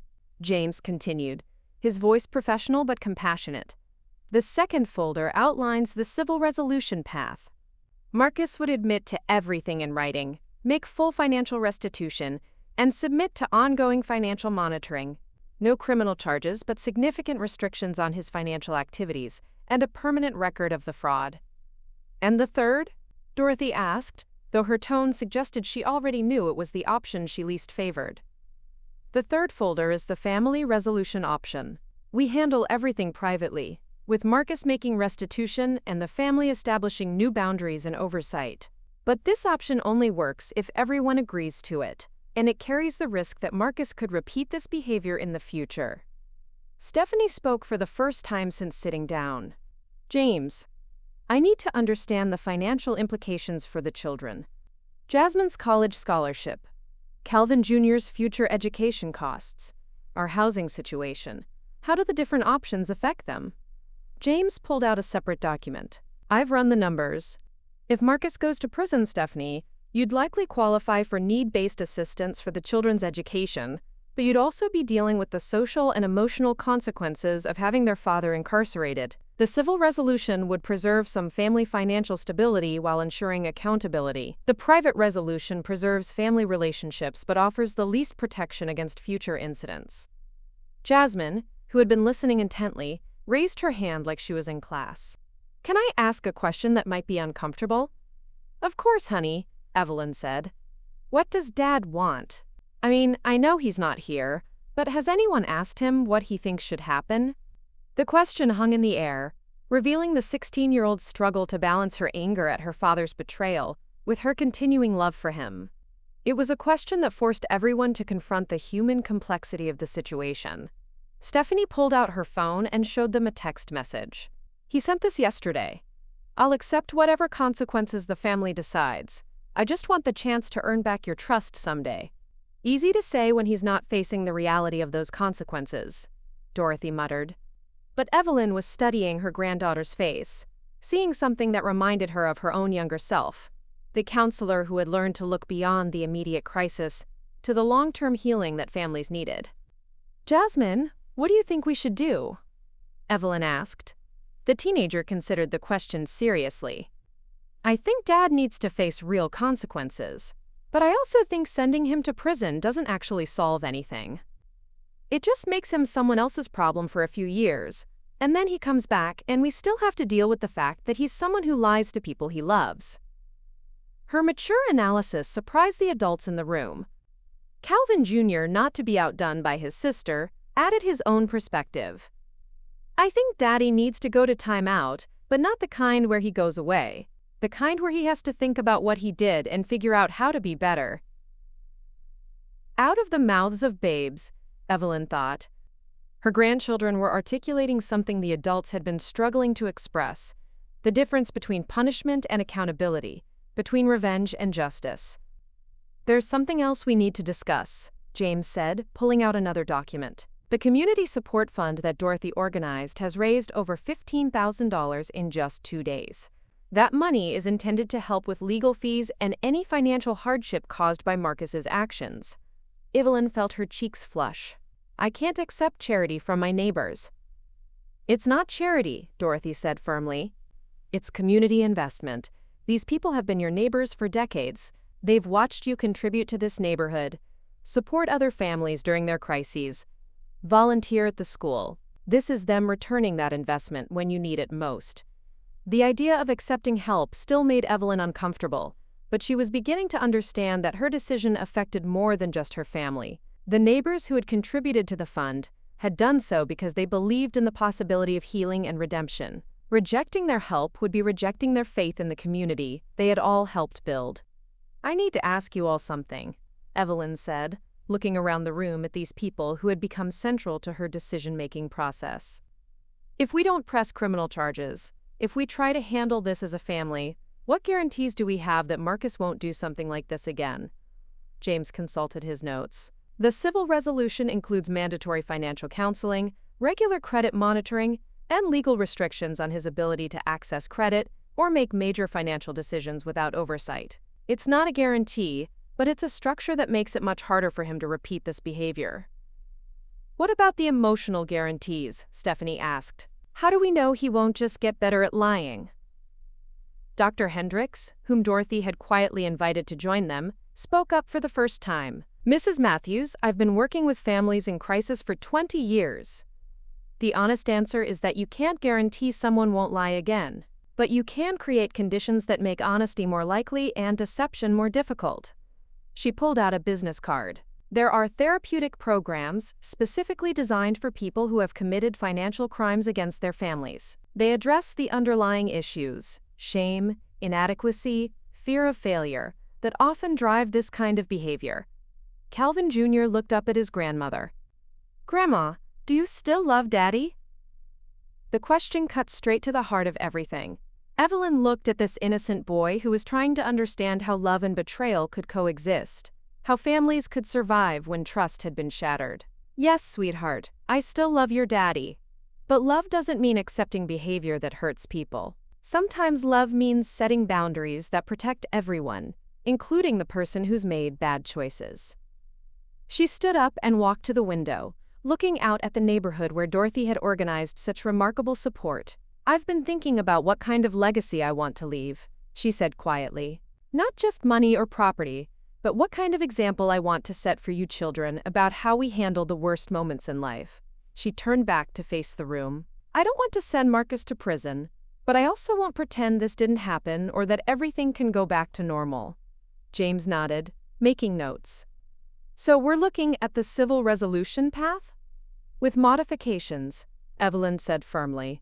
"Marcus accepts full responsibility publicly, a written apology that acknowledges what he did and why it was wrong. He makes complete financial restitution, including paying back the community fund if we use any of it. He enters counseling, both individual and family therapy when we're ready for that. And he earns back trust slowly, with full transparency about his finances and complete honesty about his struggles." "What about his relationship with the children?" Stephanie asked. Evelyn looked at her grandchildren, seeing both their love for their father and their hurt over his betrayal. "That's not my decision to make. Jasmine and Calvin Jr. get to decide what kind of relationship they want with their father as they process this. Stephanie, you get to decide what kind of relationship you want with your husband. I'll support whatever you decide, but I won't make those choices for you." Dorothy smiled for the first time since the meeting began. That sounds like the Evelyn Matthews I've known for 40 years. Tough but fair, protective but not controlling. James was writing rapidly, translating the family's decisions into legal language. "I'll need to contact Marcus to discuss the terms. Is he prepared to accept these conditions?" "He'll have to be," Stephanie said. "Because if he doesn't, we move to option 1, and he faces criminal charges." Jasmine raised her hand again. "Can I make a suggestion?" "Of course," Evelyn said. "I want to be part of the process, not just affected by it, but actually involved in Dad's accountability. I want to see the counseling reports. I want to know about the financial monitoring. I want to be part of the family meetings where we check in on how things are going." Calvin Jr. nodded vigorously. "Me too. I want to help Daddy learn to tell the truth." Their requests revealed a wisdom beyond their years, the understanding that healing required active participation, not passive acceptance. They weren't just victims of their father's deception, they were stakeholders in the family's recovery. "I think that's exactly right," Dr. Hendricks said. "Family healing works best when everyone has a role in the process, when accountability is shared responsibility rather than just punishment." As the meeting concluded, Evelyn felt something she hadn't experienced since discovering Marcus's betrayal: hope.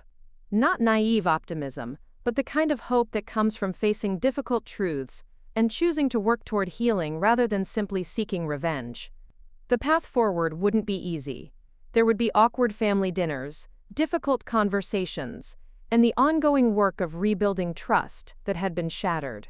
Marcus would have to prove himself worthy of his family's love through actions rather than words, and that process would take years, not months.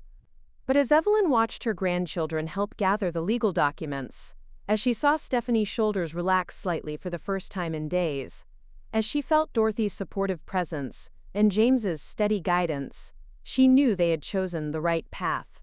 They had chosen healing over revenge, accountability over punishment, and the hard work of rebuilding over the easier path of simply cutting ties.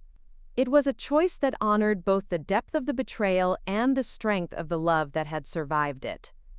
The decisions were made. Now came the harder work of living with them, and proving that even the most damaged families could find their way back to wholeness if they were willing to do the work of healing together. The Inheritance Deception Part 10, New Foundations. 6 months later, the cherry tree in Evelyn Matthews' front yard was blooming with the aggressive optimism of an Atlanta spring. From her kitchen window, she could see Dorothy Williams tending her own garden, occasionally glancing over with the subtle vigilance of someone who had appointed herself neighborhood guardian. The morning routine had become comfortable: coffee at 7, a wave to Dorothy, and the quiet satisfaction of watching the world wake up in a place that finally felt stable again. The house itself looked much the same as it had before Marcus's deception came to light, but everything else had changed in ways both subtle and profound. The mailbox now bore only Evelyn's name, a small detail that had taken weeks to adjust to psychologically. The security system Dorothy had insisted on was still more than Evelyn felt she needed, but she'd learned to appreciate the peace of mind it provided. Most significantly, the dining room table that had once been piled with the chaos of Calvin's final papers now served as the headquarters for what had become known in the family as the process. Every Saturday morning at 10 o'clock, the extended Matthews family gathered around that table for what Dr. Hendricks had termed structured reconciliation meetings. It wasn't family dinner as they'd once known it, but it was something newer and in many ways more honest. A weekly commitment to transparency, accountability, and the slow work of rebuilding trust. This particular Saturday held special significance. It marked the 6th month since Marcus had signed the Civil Resolution Agreement, the halfway point in what everyone understood to be a year-long probationary period before any discussion of returning to completely normal family relationships. Evelyn was arranging fresh flowers, daffodils from her own garden, when she heard the familiar sound of Stephanie's Honda Civic pulling into the driveway. Through the window, she watched her daughter-in-law emerge from the driver's seat with the confident posture of someone who had found her footing again. The past 6 months had been transformative for Stephanie in ways that surprised everyone. The woman who had discovered her entire marriage was built on lies had not retreated into bitterness or self-pity. Instead, she had channeled her analytical skills and natural determination into rebuilding not just her own life, but her role as the family's practical anchor. Jasmine and Calvin Jr. bounded out of the car with the resilience of youth, though both carried themselves differently now, more aware, more careful with trust, but also more confident in their own judgment. Calvin Jr. ran immediately to Evelyn's front porch, where he'd hidden a surprise for today's meeting, while Jasmine helped her mother carry grocery bags that had become part of their Saturday ritual. "Good morning, Grandma," Calvin Jr. called out, his voice carrying the joy of a child who had learned that adults could disappoint you terribly and still deserve love. "I brought something special for today." Evelyn opened the door with a smile that had become easier over the months. "Good morning, sweetheart. Your mystery project?" "You'll see," he said with the conspiratorial delight of a 12-year-old planning a surprise. Stephanie approached more cautiously, carrying her usual contribution of fresh fruit and homemade muffins, but also something else. A folder that suggested today's meeting would involve more than their usual check-ins and planning. "How are you feeling about today?" Evelyn asked as they embraced. The question had become their standard greeting, an acknowledgement that every family gathering still required emotional preparation. "Ready, I think," Stephanie replied. "We've all been talking about it, and we're ready to move to the next phase." The next phase. They had all learned to think in phases now, to understand healing as a process with distinct stages, rather than a single moment of forgiveness or reconciliation. Dr. Hendricks had helped them understand that trust, once broken on the scale Marcus had managed, couldn't be repaired overnight. It required what she called earned security, consistent, transparent behavior over time that gradually rebuilt confidence in someone's character. Marcus arrived precisely at 10 o'clock, a punctuality that had become one of his small but significant demonstrations of changed priorities. His appearance had evolved over the 6 months as well, less of the artificially confident salesman's persona, more of the slightly uncertain but genuine humility of someone working to understand his own capacity for self-deception. He carried his own folder, thick with documentation that represented the infrastructure of accountability he'd learned to navigate.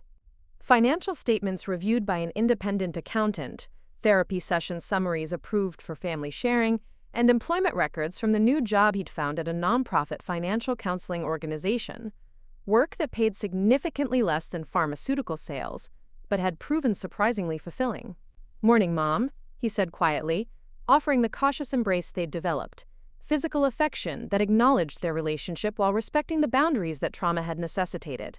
"Good morning, Marcus," Evelyn replied. The formality might have seemed cold to outsiders, but it represented hard-won progress from the angry silence that had characterized their interactions in the early months. As they settled around the dining room table, Calvin Jr. could no longer contain his excitement. "Before we start the regular meeting, I have something to show everyone." He disappeared into the living room and returned with a large poster board covered with his distinctive artwork. But this wasn't the abstract emotional expressions he'd been creating 6 months ago. This was a detailed, carefully planned drawing of the family tree, with each person represented not as a simple name, but as a small portrait surrounded by words describing their role in the family's healing process. "I made this for our 6-month anniversary," he announced proudly. "See, Grandma is at the center because this is her house and she's the one who forgave everyone. Mom is here because she keeps us organized and makes sure we have healthy snacks. Jasmine is here because she asks the hard questions that make everyone think. And Daddy?" He paused, looking at Marcus with the complicated love of a child working through disappointment. "Daddy is here because he's learning to tell the truth and help other people with money problems." Marcus's eyes filled with tears as he studied his son's portrayal of him, not as the father he'd been, but as the man he was working to become. "Calvin Jr., this is beautiful. Can you tell me about why you put me in that spot on the tree?" "Because you're still part of our family, but you're in a different place now." "Not a bad place, just different. Like when a tree gets damaged but grows back stronger in a new shape." The metaphor was remarkably sophisticated for a 12-year-old, but then all of them had been forced to develop more sophisticated ways of thinking about family, loyalty, and healing. Dr. Hendricks had joined them for this particular meeting, marking it as one of the formal evaluation sessions that punctuated their process. She studied Calvin Jr.'s artwork with professional interest. "Calvin Jr., your drawing shows that you understand something very important about families, that people can change roles and relationships while still belonging to each other." Jasmine, who had been quietly observing the interaction, spoke up. "I want to share something too, before we do the regular business." She pulled out her phone and showed them a screenshot of her acceptance email. "I got into Georgia Tech's honors program for next year. Full scholarship, plus a work-study position that will help with living expenses."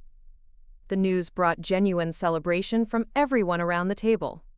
Jasmine's academic success represented more than personal achievement. It was proof that Marcus's mistakes hadn't derailed the next generation's opportunities, that the family's crisis had been contained rather than allowed to spread its damage indefinitely. "There's more," Jasmine continued. "The work-study position is with a research project on financial literacy education in underserved communities. They specifically wanted students who had personal experience with financial family crises." She looked directly at her father. "So in a weird way, Dad, what you did is going to help me help other families avoid the same mistakes." Marcus struggled to maintain his composure. Over the months, he'd learned to accept compliments and forgiveness without deflecting or making excuses. But hearing his daughter transform his failures into opportunities for service was almost overwhelming. "I'm proud of you," he said simply, "and I'm grateful that something good can come from the hurt I caused." Stephanie opened her own folder and spread documents across the table. "Since we're sharing updates, I have some news too. The consulting business I started is doing well enough that I can hire my first employee. And I've been offered a part-time teaching position at the community college, helping people develop small business plans." Like Jasmine's scholarship, Stephanie's professional success represented resilience and growth rather than just recovery. The woman who had discovered her husband's betrayal had not merely survived. She had used the crisis to discover capabilities she hadn't known she possessed. "The reason I'm telling you all this," Stephanie continued, looking around the table, "is that we need to make some decisions about what comes next. The kids and I have been living with my sister for 6 months, which was supposed to be temporary. We need to figure out more permanent arrangements." This was the conversation they'd all been working toward, the practical question of how to structure their family relationships going forward. The therapeutic work, the accountability measures, the weekly meetings had all been preparation for this moment when they would decide what normal would look like for them. Marcus shifted uncomfortably. I want to be clear that whatever you decide, I'll support it. I know I don't get to vote on this after what I did. Actually, Dr. Hendricks interjected gently, part of healthy family dynamics is that everyone gets input, even people who have made serious mistakes. The difference is that Marcus's voice is advisory rather than decisive, and his preferences carry less weight because trust is still being rebuilt.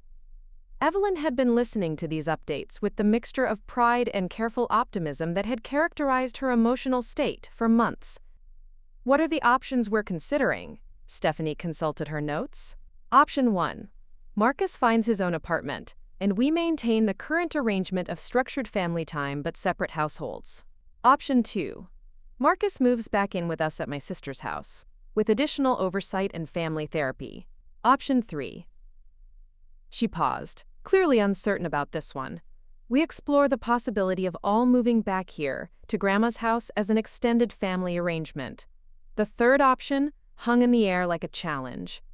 It would represent the most dramatic restoration of family structure, but also the highest risk if Marcus weren't genuinely changed. Calvin Jr. raised his hand like he was in school. Can I say something about option 3? Of course, sweetheart, Evelyn said. I miss living in this neighborhood. I miss walking to school and having friends nearby. I miss Sunday dinners in this dining room and helping Grandma in the garden. He looked around the table seriously. But I also like that Mom is happy now and not worried all the time. So I think we should only do option 3 if everyone promises to keep being honest like we do in these meetings. Jasmine nodded. I agree with Calvin Jr. But I also think we need to be realistic. I'm going to college in the fall. I need to know that if things go wrong again, it won't affect my education or my ability to help you guys. Her practical concern revealed the emotional burden she'd been carrying, feeling responsible for her family's stability in ways that 16-year-olds shouldn't have to. But it also showed her strength and maturity, qualities that would serve her well in college and beyond. Marcus looked around the table at his family, seeing clearly for perhaps the first time how much damage his lies had caused, and how much work would be required to fully repair it. I want to propose something different, he said slowly. What if we don't make this decision today? What if we extend the current arrangement for another 6 months, but with some modifications that prepare us for eventually living together again? He pulled out his own list, clearly prepared for this conversation.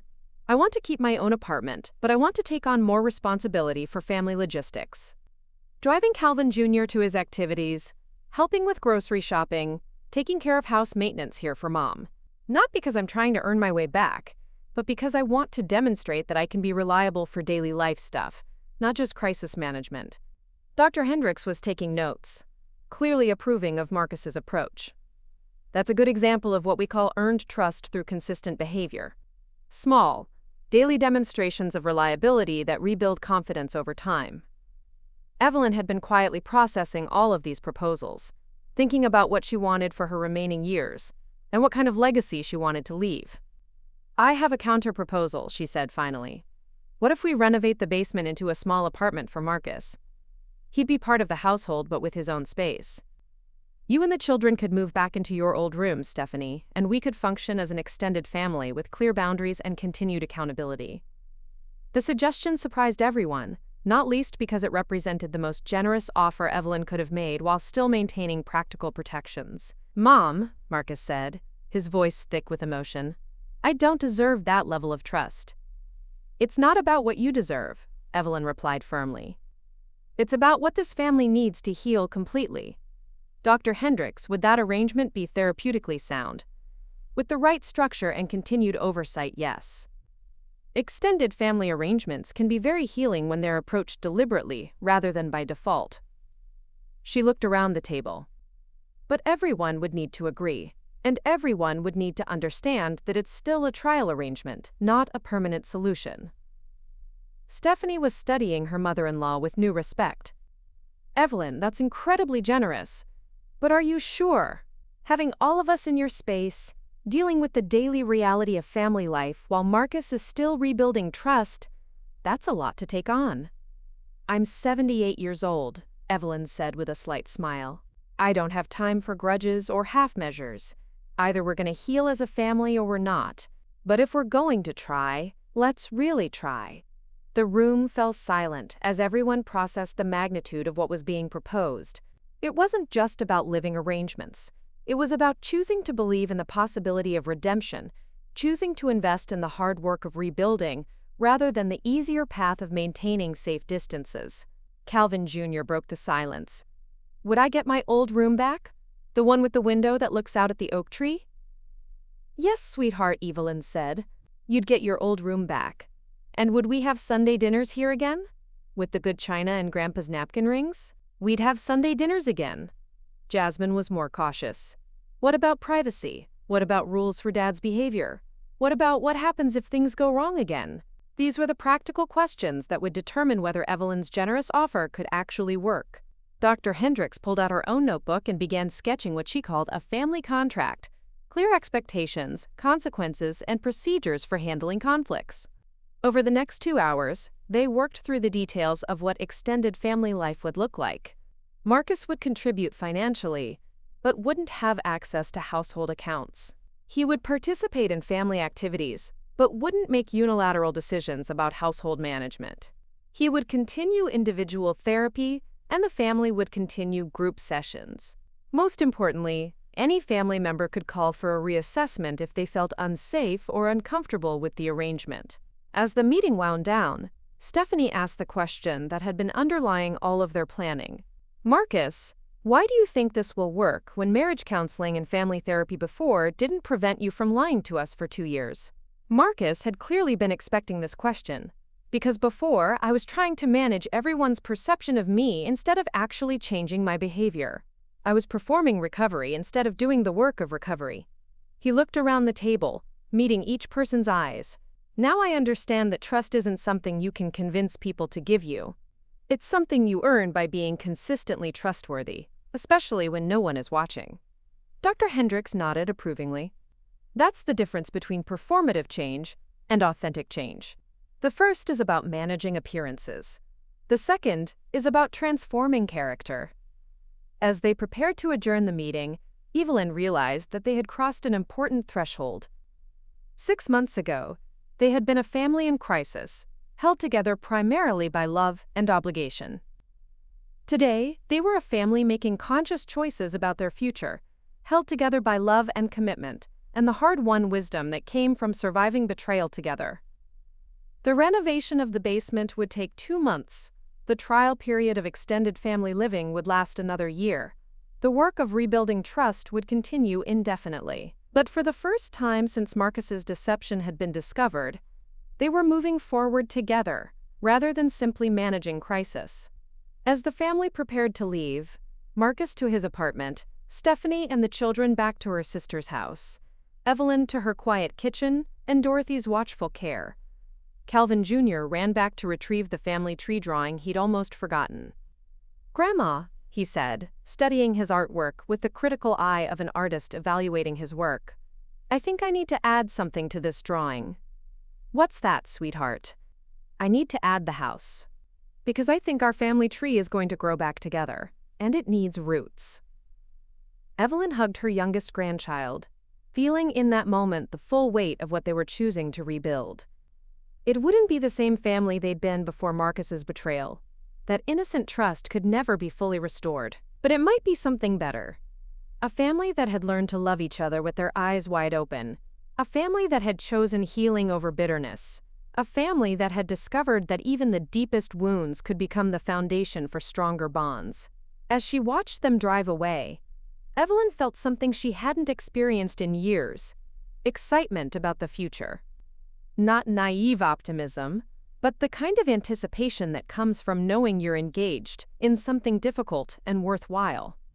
The cherry tree in her front yard was blooming with the promise of fruit to come, and for the first time in months, Evelyn Matthews felt like she was blooming too. Up next, you've got 2 more standout stories right on your screen. If this one hit the mark, you won't want to pass these up. Just click and check them out. And don't forget to subscribe and turn on the notification bell so you don't miss any upload from us. Quote,